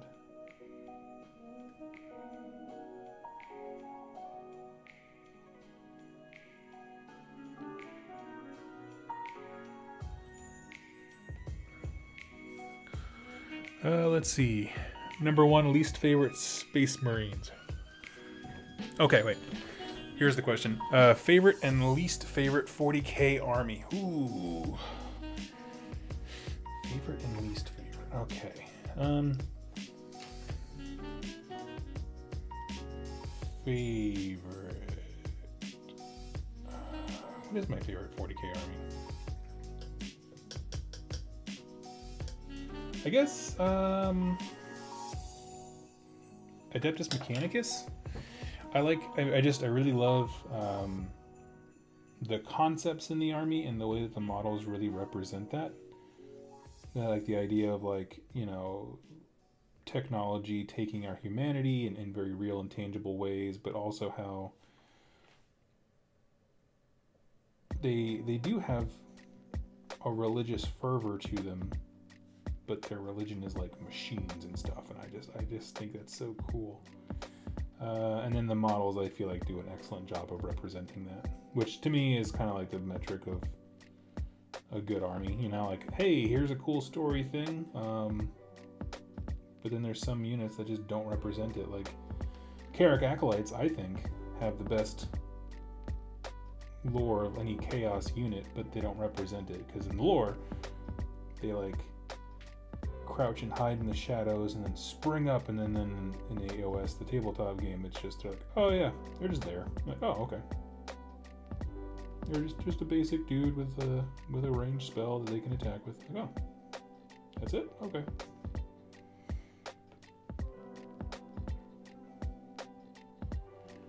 But yeah. And least favorite, you know, lore-wise, least favorite is Tyranids, because, and this is simply because I love the idea of them as a villain, but because you can't really get into the hive mind, I really have always struggled with, like, character building and getting attached to, like, heroes and stories and all that kind of stuff with Tyranids, because it's all kind of this big amorphous mega mind that can't really be comprehended and doesn't see characters and that kind of stuff in the same way that we do. So that's always been the hardest lore-wise, but I love the models. Probably, like, if I'm picking like an overall least favorite, probably Eldar. You know, I've never found them intriguing. Never been tempted to start an army of them. Which, you know, if you've followed the channel for any amount of time, you know that that's actually pretty rare. I love every army for at least a month or so.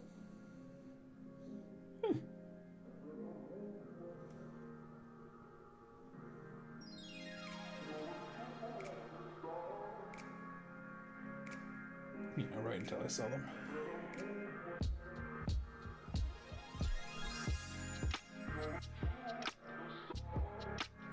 Sweet.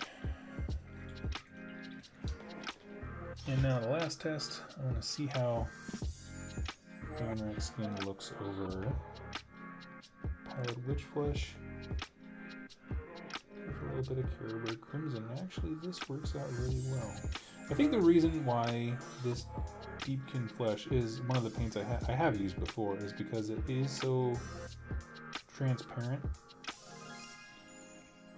that it picks up just the right amount of other color underneath it, but it still is different. I gotta say, I am loving the way that these are coming together. And honestly, I feel like these guys are mostly skin, right? I mean, a lot of their skin's exposed, and then the stuff they have on them is not incredibly complicated.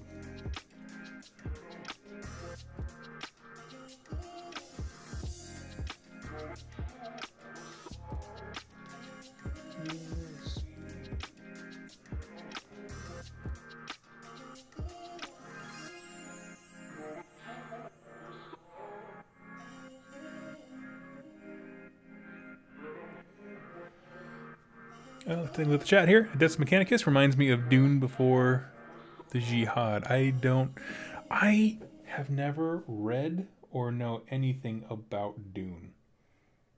And I understand that the more I reveal about myself, the more my nerd cred falls by the second. Never saw an episode of Star Trek Deep Space Nine.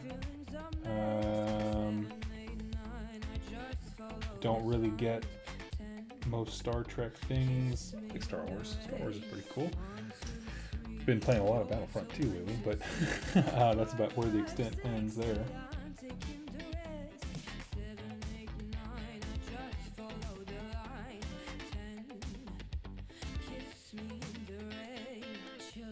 Oh, I'm actually going to switch this song here. I remember this is the one where it just devolves into a lady just like yelling for 3 minutes straight with a beat behind it. And I'm going to say it doesn't belong in the calming playlist.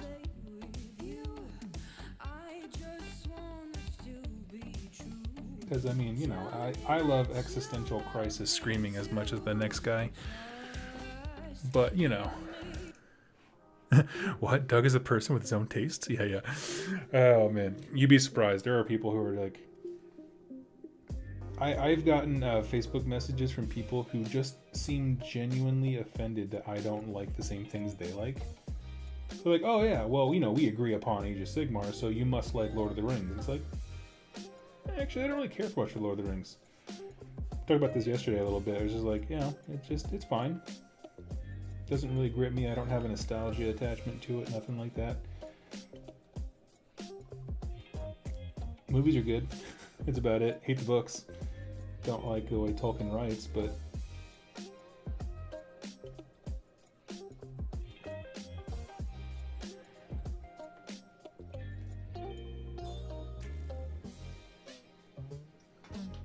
Okay, and there was one more. This guy. Again, how dare you? How many objective markers do you think I should make for my Khorne army? Objective markers... I can't imagine you would need more than 6. Like, ever, for any mission, right? Are there any missions that really require more? If you just wanted to get them all done and knock it out. I'll be honest with you, I have not cracked open my General's Handbook to even look at the missions in a long time. It has been a long time. Actually, but I am excited to say that I am going to be teaching a few people how to play AOS next weekend on Sunday, I believe. So I'm excited about that. That's something to look forward to. Some nice folks who have invited me multiple times to go play 40K with them, and it just never works out with my schedule. Like, I mean, you know, admittedly they asked me like a day before rather than planning things out where I had a chance to, but yeah, never panned out before. But we scheduled this one ahead, and yeah, I'm excited. Hang out with some folks, roll some dice, talk some Warhammer. I will likely bring my, you know, what is essentially my fun army, which is my Slaves to Darkness, which is like 90% at this point Warcry warbands. Because I'm excited about using them in other contexts, but yeah, sweet. I gotta say, these guys are coming together. I am liking them. Once the armor and the masks and all that stuff get painted, I think they'll really look good. They look a little very different right now because there's, you know, Kolya Greenshade, Druchii Violet, and Agrax Earthshade, all for the different washes. But once all the straps and stuff like that are homogenous, I think they're gonna look awesome. I've never read Lord of the Rings. I got started reading The Hobbit, but got bored and stopped reading halfway through. Double Down Doug, again, talks about his dislike for Lord of the Rings.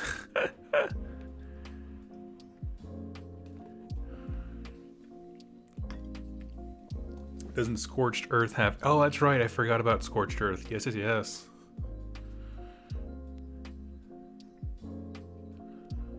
Let's see. I'm basically a huge fan of any Xenos army, and I just find Sisters of Battle kind of bland because it feels like they're just trying to be discount Space Marines. I will be honest with you. I was a little bit surprised, so I did pick up some Sisters when they launched. And I was reading through their codex, and I was like, I feel like there's just not a lot here. For as much hype as there was around them, I feel like the amount of character in the codex, which is, I think, is the problem with a lot of 40k codexes. I feel like they didn't make the faction a character, right? They kind of just had them there. You know, I'm done painting. I'm just chilling here for a few minutes. But I feel like they didn't really go through a lot of effort to make them feel like, I don't know, like they were just really a part of the story and stuff. So, I hate how Tolkien writes those awful songs and poems with no idea how to tone them.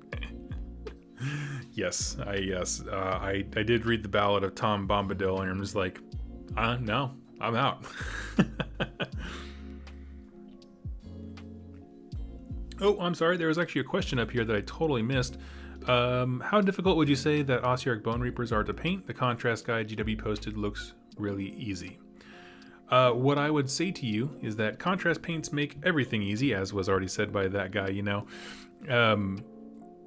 With all things contrast paints, learning brush control is a talent that will serve you no matter what you're painting. So yes, the 3-minute tutorials do make things look interesting, but understand that's because the painters who are using it are incredibly good, and they can bang those things out. So what I would say is don't expect to paint a Bone Reaper as quickly or efficiently as them, but really take your time and learn the brush control and that kind of stuff, and have some grace with yourself. As far as how hard they are to paint, I mean, honestly, not very. I mean, they're predominantly bone, and then it's just a matter of the weapons and the armor and that kind of stuff, which you could prime them Wraithbone, what I would suggest, and then go Skeleton Horde on them. So that's contrast paint that makes them look like skeletons and bones and stuff. And then, you know, keep that kind of on the basic edge, I guess. Maybe do a dry brush of Ushabti Bone if you really feel like it. But then if you just focus on the armor and like pick a color you like and learn how to really paint it, you can make those suckers pop like really easily, because the armor is such a cool feature of those models that it's not difficult at all. What do I think about New Slaanesh?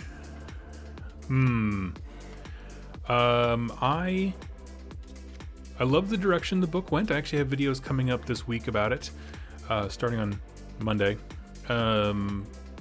Really do like it quite a bit. You know, I don't know anything about the competitive or balance or anything like that. If you're asking me about my thoughts on an army, I'm going to go straight to the lore.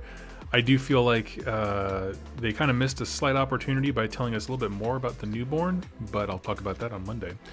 As far as like the units they brought in, though, I love the units. Like, it feels like, oops, sorry, my lights went out here. It's okay, we'll leave it off. It feels like it now belongs on the same shelf as the other Chaos God armies, where, you know, they have a mortal contingent, they have a demon side. You can play as either, but they work really cool together. For me personally, if I was like forced, my arm was twisted into playing Slaanesh, I would absolutely happily do a Mortals army and then summon in demons, and I don't think that that's unreasonable to do now that they have a ranged unit and the archers and that kind of stuff, and they changed the way that summoning works pretty dramatically. Still got audio and everything? Okay, cool. Definitely just tripped on a cord underneath the desk. So, yeah, that'd be my thoughts. I think they're really cool. That's all I got. I like them. But then again, you know, I feel like, I don't know. My only gripe is just a question that I don't have an answer to, which is what should be the ideal lifespan of a battle tome or codex, right? For me, 2 years. I mean, unless there's like a glaring issue, which there were multiple glaring issues with the Slaanesh one. But then I think back to like the KO book, and that one was in a rough spot for quite a while. So I don't know. That's a great question for the chat. What do you think the ideal life expectancy of a battle tome or codex should be? That's a good question. Don't have an answer for you, because there's not really a right one. You know, you look at some armies like Beasts of Chaos, and they're just like, I mean, they're not doing like amazing or anything like that, but it's a solid book with some fun army builds, and the lore is pretty timeless. So that one, I'm like, yeah, just let it ride for a while. So I don't know. Let's see.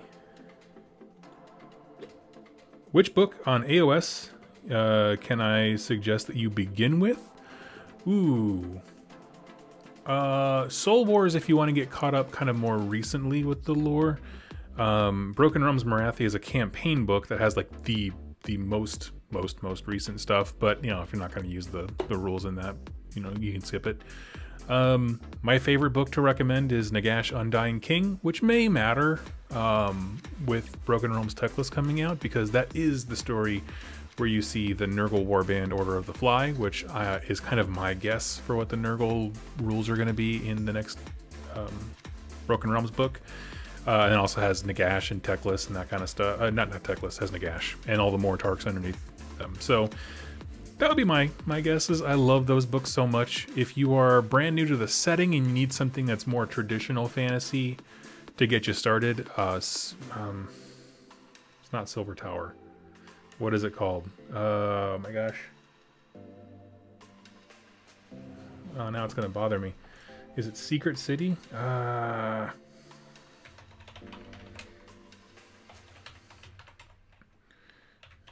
What is it called? City of Secrets. My goodness, that was way too hard for me. City of Secrets is a great first book because it's short, it's sweet.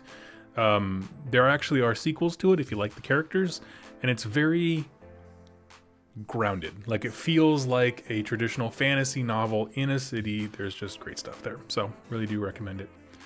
Carl freaking France, welcome to Battleline. Thank you so much, buddy. YouTube members and patrons and donations make all this possible for my wife and I, and we thank you every day.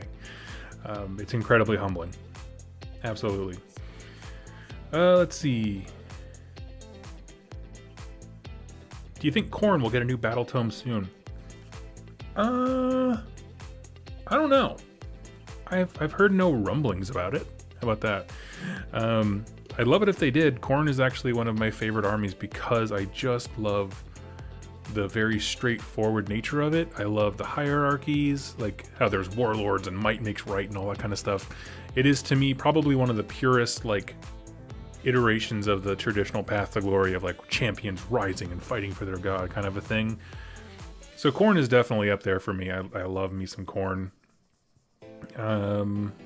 As far as a new book goes, though, I haven't heard anything, so probably safe to buy if that's what you're looking. If that's what you're asking about, is if it's a, good to buy and not feel like you're gonna have to replace it anytime soon. Be my guess. I like it. Let's see. Agree with Doug. 2 years life expectancy is a good. Yeah, I just kind of think that. Yeah, I don't know. Because I don't like the way I feel like Space Marines get a new book every year, and I'm just like, that is a tax that I have no interest in paying. Whatever. I don't know. Let's see. Thank you for your awesome content, my man. Look forward to Slaanesh Week. Oh, you got it, buddy. It's not this specific time. It's not going to be a whole week because there's so many things that came out at the same time I want to talk about. I am going to do a Slaanesh Week, but basically the way it's going to work next week is I'll do a Slaanesh video about the newborn, because that's like the most recent lore. I think certainly the most pressing conversation to be had there. Then there's going to be a Daughters of Cain sum up, basically, what's changed in the book, updated, because there are some minor updates to the lore and how they react to other factions. Then there's going to be a video about Champions of Order, which is the newest Soulbound supplement, which has so much stuff in it that it's ridiculous. Like, there's a lot of content in there. I'm not going to cover it all in one video, but it's a really cool book. And then I will do a Slaanesh Week because there are enough units to justify, instead of redoing the old playlist, which like all the entries for like the demonettes and that kind of stuff, they would all be the exact same. Just having a video about like, hey, we have 2 named characters now, Sigvald and Fat Boy. We're going to have a video for each of them respectively, and then talk about the new mortal units that came out. So I've already started working on those, and I'm feeling pretty good about it. So yeah.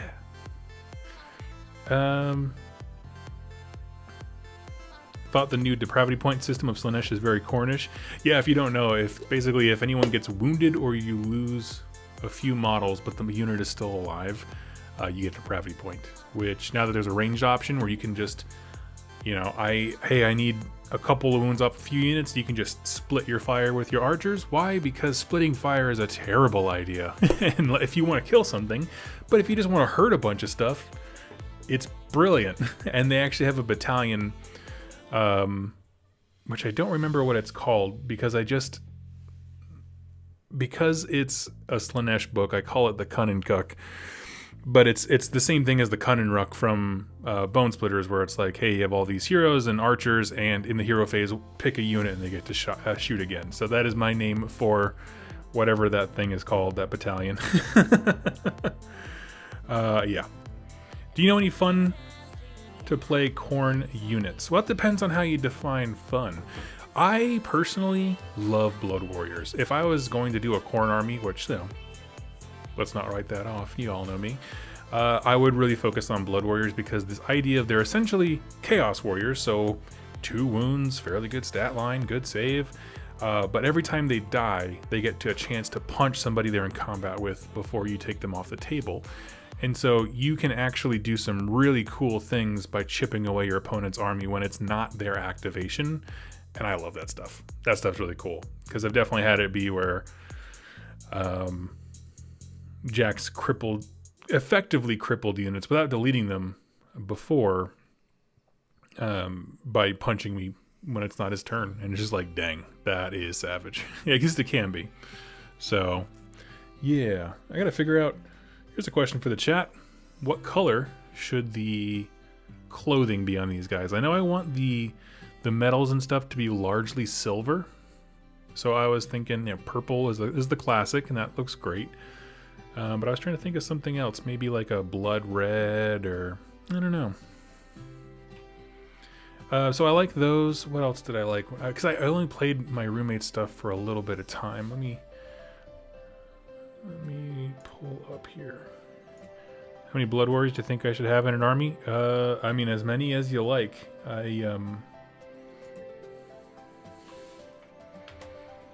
No, where's it? I gotta get the names right on these units, because if you're asking specific questions, I gotta pull it up here. Because I feel like I just kind of, like many people, I get lost in the, it's a blood something. You know that unit, the blood something, and they're like, looks at the Khorne battle tome, and you're like, oh, you mean everything? Okay, cool, yeah, that helps. Slaughter Priests, you're gonna want some Slaughter Priests. They are phenomenal. They really, really are. And I love the idea of channeling the Rage of Khorne and stuff like that as you're going. I'll go to the shared screen, I'll show off what we got here. Fun fact, Garrick's Reavers, the warband right here, easiest blood tithe point you will ever have, because they die to a breeze. I feel like the Wrathmongers used to be talked about more. They used to have a really cool ability where they would buff people and give all kinds of attacks. I think they still do, but they used to make your opponent go into a rage or something like that. What else was a really good one? I can't recall. I'm just gonna say probably pass on Skull Cannons. I can't think of the unit that I had in my mind.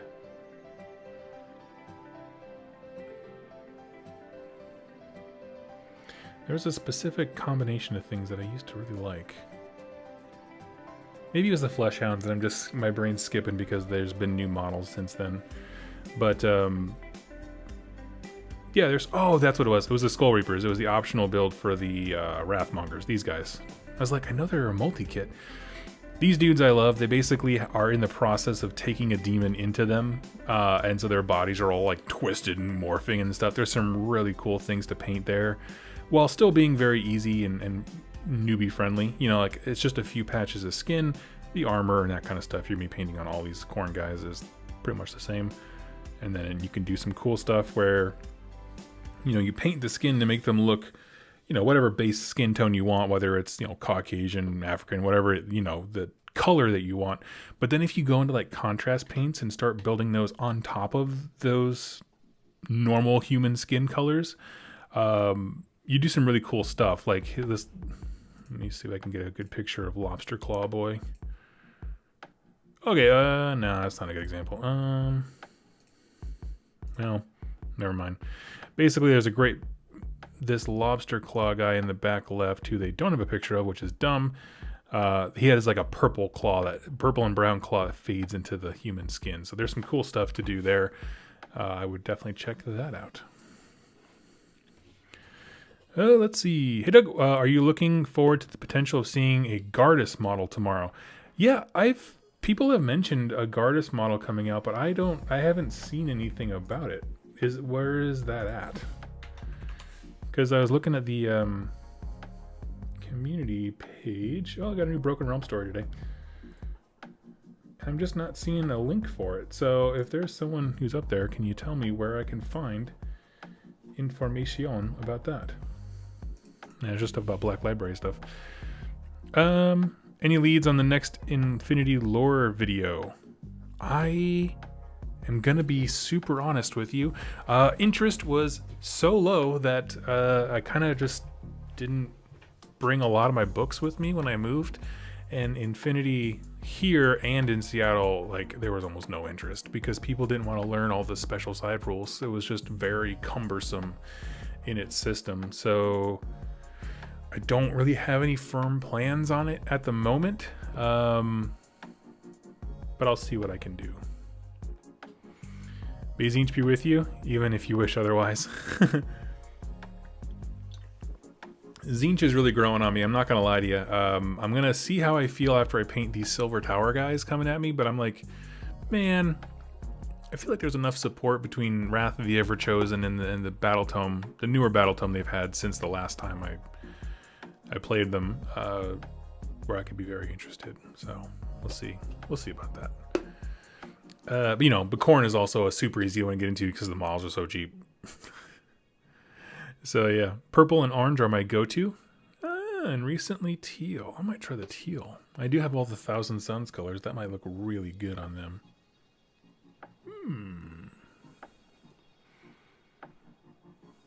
It's on Twitter. Okay. Question, Doug, have you seen the OWYR Centaur conversions? I have seen that. I love it quite a bit. Lore-wise, how do you think GW can include them? Well, here's the great thing about Ossiarch Bone Reapers is they are literally, every one of them are constructs. So there's no reason why they couldn't, you know, if you kit bash all those models together, there's no reason they couldn't exist. So, you know, yes, typically there are knight cavalry kind of guys. Can't remember the name of the unit, but you know, they're standard cavalry, but there's no reason lore-wise why you couldn't convert those into centaurs and be like, and these, you know, bone shaper dudes decided that they would just cut out the middleman, not make a bone horse and a bone rider, but just one entity, which honestly makes the most sense. It's why it makes sense that the catapult is this like homunculus living thing that moves forward, right? And the crew just loads it. That makes perfect sense. It's like, man, why wouldn't you just have centaurs? Like, that actually makes more sense. Why do we need to design a horse? Anyway, that would be my thought. So I have seen it online. It is fantastic, and I would love to see. I mean, honestly, if Games Workshop took that idea and ran with it, which they'd be fools not to, you could come out with like a Dracoth style unit where it's just two dudes, but it's like, I don't know, Ossiarch Bone Reaper centaurs, but they're on top of like rhino bodies or something, some juggernaut looking thing, you know? I don't know, I'd love that. Have I missed your lore for the new Battle Tomes? They're coming next week. I had a whole bunch of all kinds of problems with plumbing and stuff because of the winter storm, and we just got that resolved last night actually. So all the recording was off because of the drilling and the sawing and all that stuff. So I'm working on it, promise. Let's see, any guidance appreciated? Are there any huge plot books missing if I'm reading the Rumgate Wars, Soul Wars, Wrath of the Everchosen, and then the Morathi Broken Realms? Are you missing anything? Not those are all of the major story beats.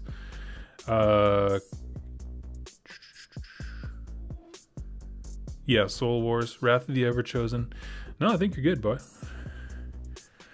I think you are good. Yeah, I can't think of a specific thing, like a major plot point. I mean, I really appreciate the Call of the Archaeon series, but there is absolutely nothing time sensitive about that. Like, it doesn't really necessarily fit anywhere. It's just kind of like, it could be in the Age of Chaos, it could be in the Age of Sigmar, it could be anywhere. Well, I guess it has to be in Age of Sigmar because they fight Stormcast, but you know what I mean? Like, there's nothing about it that has ramifications for the timeline. Love to see some Dragon Ogre style constructs. Oh yeah, that'd be rad. I mean, that's the thing. When they detach themselves from saying, like, okay, listen, bone is just a construction material and we can meld it and to do whatever we want with it. Well, that takes the cap off of all established death stuff. You can create whatever you want. You could have a siege tower where it's a typical siege tower, right, where people climb up stuff, and it's just that with 2 giant skeleton arms, and it crawls forward and hits the wall while Ossiarch Bone Reapers climb and get into the fortress. Like, those kinds of things exist because you constructed it that way. Also, GW, you can send my check in the mail for that idea. Just the siege tower that, like, crawls forward, kind of like the Mourngold, his long arms just, like, crushing into the ground. I love it. Been loving the main story. Vandus was such a badass. Okay, Call Archon. Yeah. I liked it quite a bit. You know, honestly, it's like a collection of almost like short snippet stories that collectively tell the story of all of these champions trying to earn the favor of Archaon and become a Varangard. So, like, again, not hypersensitive to the overarching, like, the meta plot of Age of Sigmar in general, but a really cool story. A couple of cool stories, actually. I really appreciate some of the time they took to flesh out, because those are some of the earliest Black Library books, and so the time they took out to flesh out stuff like there's a Nurgle warlord who has become so obsessed with his own little personal garden of Nurgle that he stopped conquering things, and so he's become complacent, and so there's an internal struggle within his warband about that, which is a very real thing that would happen to a Chaos warband. The Khorne one, there's some great battle scenes about how, like, not being led by rage, but how to focus it into being a smart Khorne leader, which is, quite frankly, not always something we see from the Khorne ones. The Tzeentch guy is amazing. It's a prince who sold out his city, and he's just covered in burn scars. It's basically his payment for that. And then, I don't remember the Slaanesh one. I have to go back and double check that. I haven't read that thing in years, but I do love those books. I remember having a wonderful time. My wife and I went on a little weekend vacation, and I just hammered through all of them, and I was just like, this is freaking dope. Is it just me? Does Nurgle mortals feel a little slim when the other gods have different units for more of their mortals? Possibly, yeah. I think it could use a little bit of a few additions, but I feel like each of the Nurgle units they have does such a great job of representing what they should be. Very few in number. Have a lot of board presence, a lot of wounds, toughness, that kind of stuff. Yeah, I like it quite a bit. So let's see. Stormvault is next on my listening list. Is that the new one that just came out? I feel like I saw a preview that had something about Stormvault that I was very interested in, but I don't. Here's a Black Library thing. Is it here? Pariah, Penitent. No, these are 40k stuff, and randomly an Old World book. Yeah. These AOS books are kind of rough for me. Any suggestions for more diverse actors? I don't do audio dramas. Never quite liked them all that much. Mainly, I like audio books when someone is reading the book, but audio dramas are different in the sense that they have, like, the weapons clashing and all that kind of stuff, and the music. And that it just kind of becomes very overwhelming if I'm trying to, like, listen intently for what's being said over the din of battle. Never quite cared for those, so you're on your own there. But let me see. There is let's see, Neferata, Mortarch of Blood. I will say, I'm listening to the audiobook for Neferata, Mortarch of Blood, and whoever narrates that is my absolute favorite, with one exception. Okay, her name is Emma Gregory. So yeah, she's super rad. I really like her quite a bit. But it's one thing where, like, they're actors, right, who do these voice things. They don't necessarily know about Age of Sigmar. They weren't probably always shown models to, get a sense of what this voice would sound like. And she is phenomenal at every voice but one, okay? And the voice that she is not good at, let me make sure, let me pull up a picture of the model. And then I want you to hear the voice that I do an impersonation of on this model, okay? So we'll go here.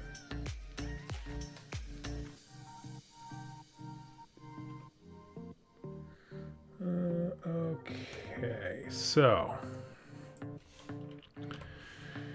Morghast Archive. In the book, Neferata dispatches one of her personal guard, a Morghast Archive, that they make very clear that that's what it is, to go and present some information to a Stormcast army nearby. Basically, Neferata's trying to pull the puppet strings and kind of coordinate an attack using the Stormcast as a tool. Okay, so when Neferata's talking to this guy, relay this message, and then she does a great Neferata voice, just very powerful and confident and all these kinds of things. But when it comes to the Archive, he just goes, "They won't listen to me," and you're just like, "What? Wait, what?" and then it goes back to Neferata's like, "Cool, like they are not meant to." Like, this is just wonderful. I can't even do an accent of that one, but it's just this wonderful Neferata voice. But then whenever the Archive talks, he's just, "My lady says that you should go here," and you're just like, what? So, man, I don't know why. When I heard that, I spit out. I was laughing so hard. So, that would be mine. And people talk about Realm Slayer, which has Brian Blessed, a very famous actor, doing the voice. And that was the one audio drama I forced myself to listen to because I want to do a video on Gotrek at some point in the Mortal Realms. But that was one, towards the end when there's a lot of action happening, it was one that I struggled with just because of the sounds and that kind of stuff. So, again, other people don't have that problem. It's apparently just me. But Brian Blessed did a good job, except for the last scene where it's just 3 minutes of him screaming because Gotrek becomes Super Saiyan, for lack of a better term. So, yeah. All right, so I'm going to put the call out here. We're going to do a last call for questions, and I'll give you all a minute or so to go ahead and get those in before I click off the stream, because I got some recording to do. Got some cool stuff, videos coming up this next coming week. But yeah, go ahead and drop a question on me. I think I am going to go with a teal for these guys. I think that is the plan. Let me grab... Oh, wait, other side.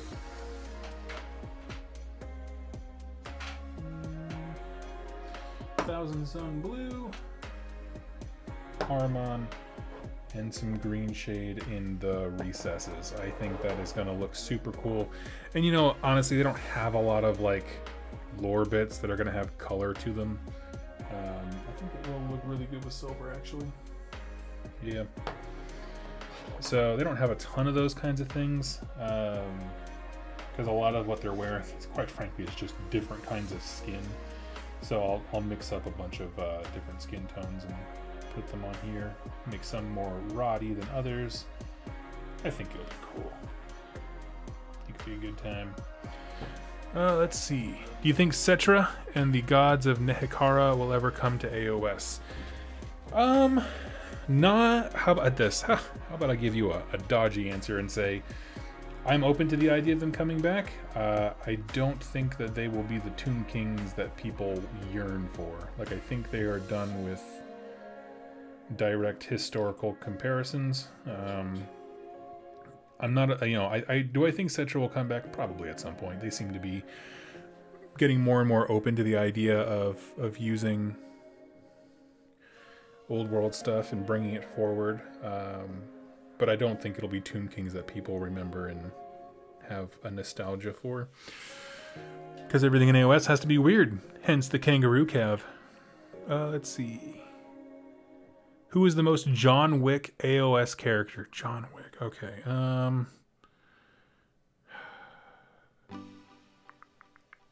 John Wick AOS character. So far, it's gonna be... one of the I can't remember. I always get their names mixed up, but the two characters from the Callus and Toll series. So it starts with City of Secrets and then moves into some other ones. The Free Guild guy from there with his pistol, he's actually pretty baller. So yeah.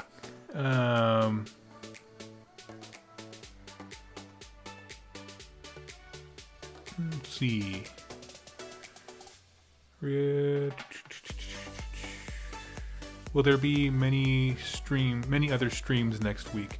Well, I always do one on Fridays, and then if I have time, I do pop in other times. Monday mornings, I try to do a stream, but I always play video games. I still talk about AOS and stuff like that, but I love playing Vermintide with folks, especially Agent Nagash. He's a great guy, great channel. Go check him out too. But yeah, and let's see. City of Secrets, is that a book? Yes, I recommend it. Around Callus is the Free Guild dude. Thank you. Thank you. Sweet. Alright, just bought it on Kindle. Sweet. Awesome. Thank you all so much for hanging out with me. Does anyone know how to paint dark teal that rings the Storm Vault terrain floors? That one I don't know, but I feel like there's probably a tutorial online. So anyway, friends, I will see you all later. Have yourselves a wonderful day, and we'll catch you soon. So go hang out. Oh, looks like Agent Ash is doing a stream. Let's all go over there and support him. See you later, my friends.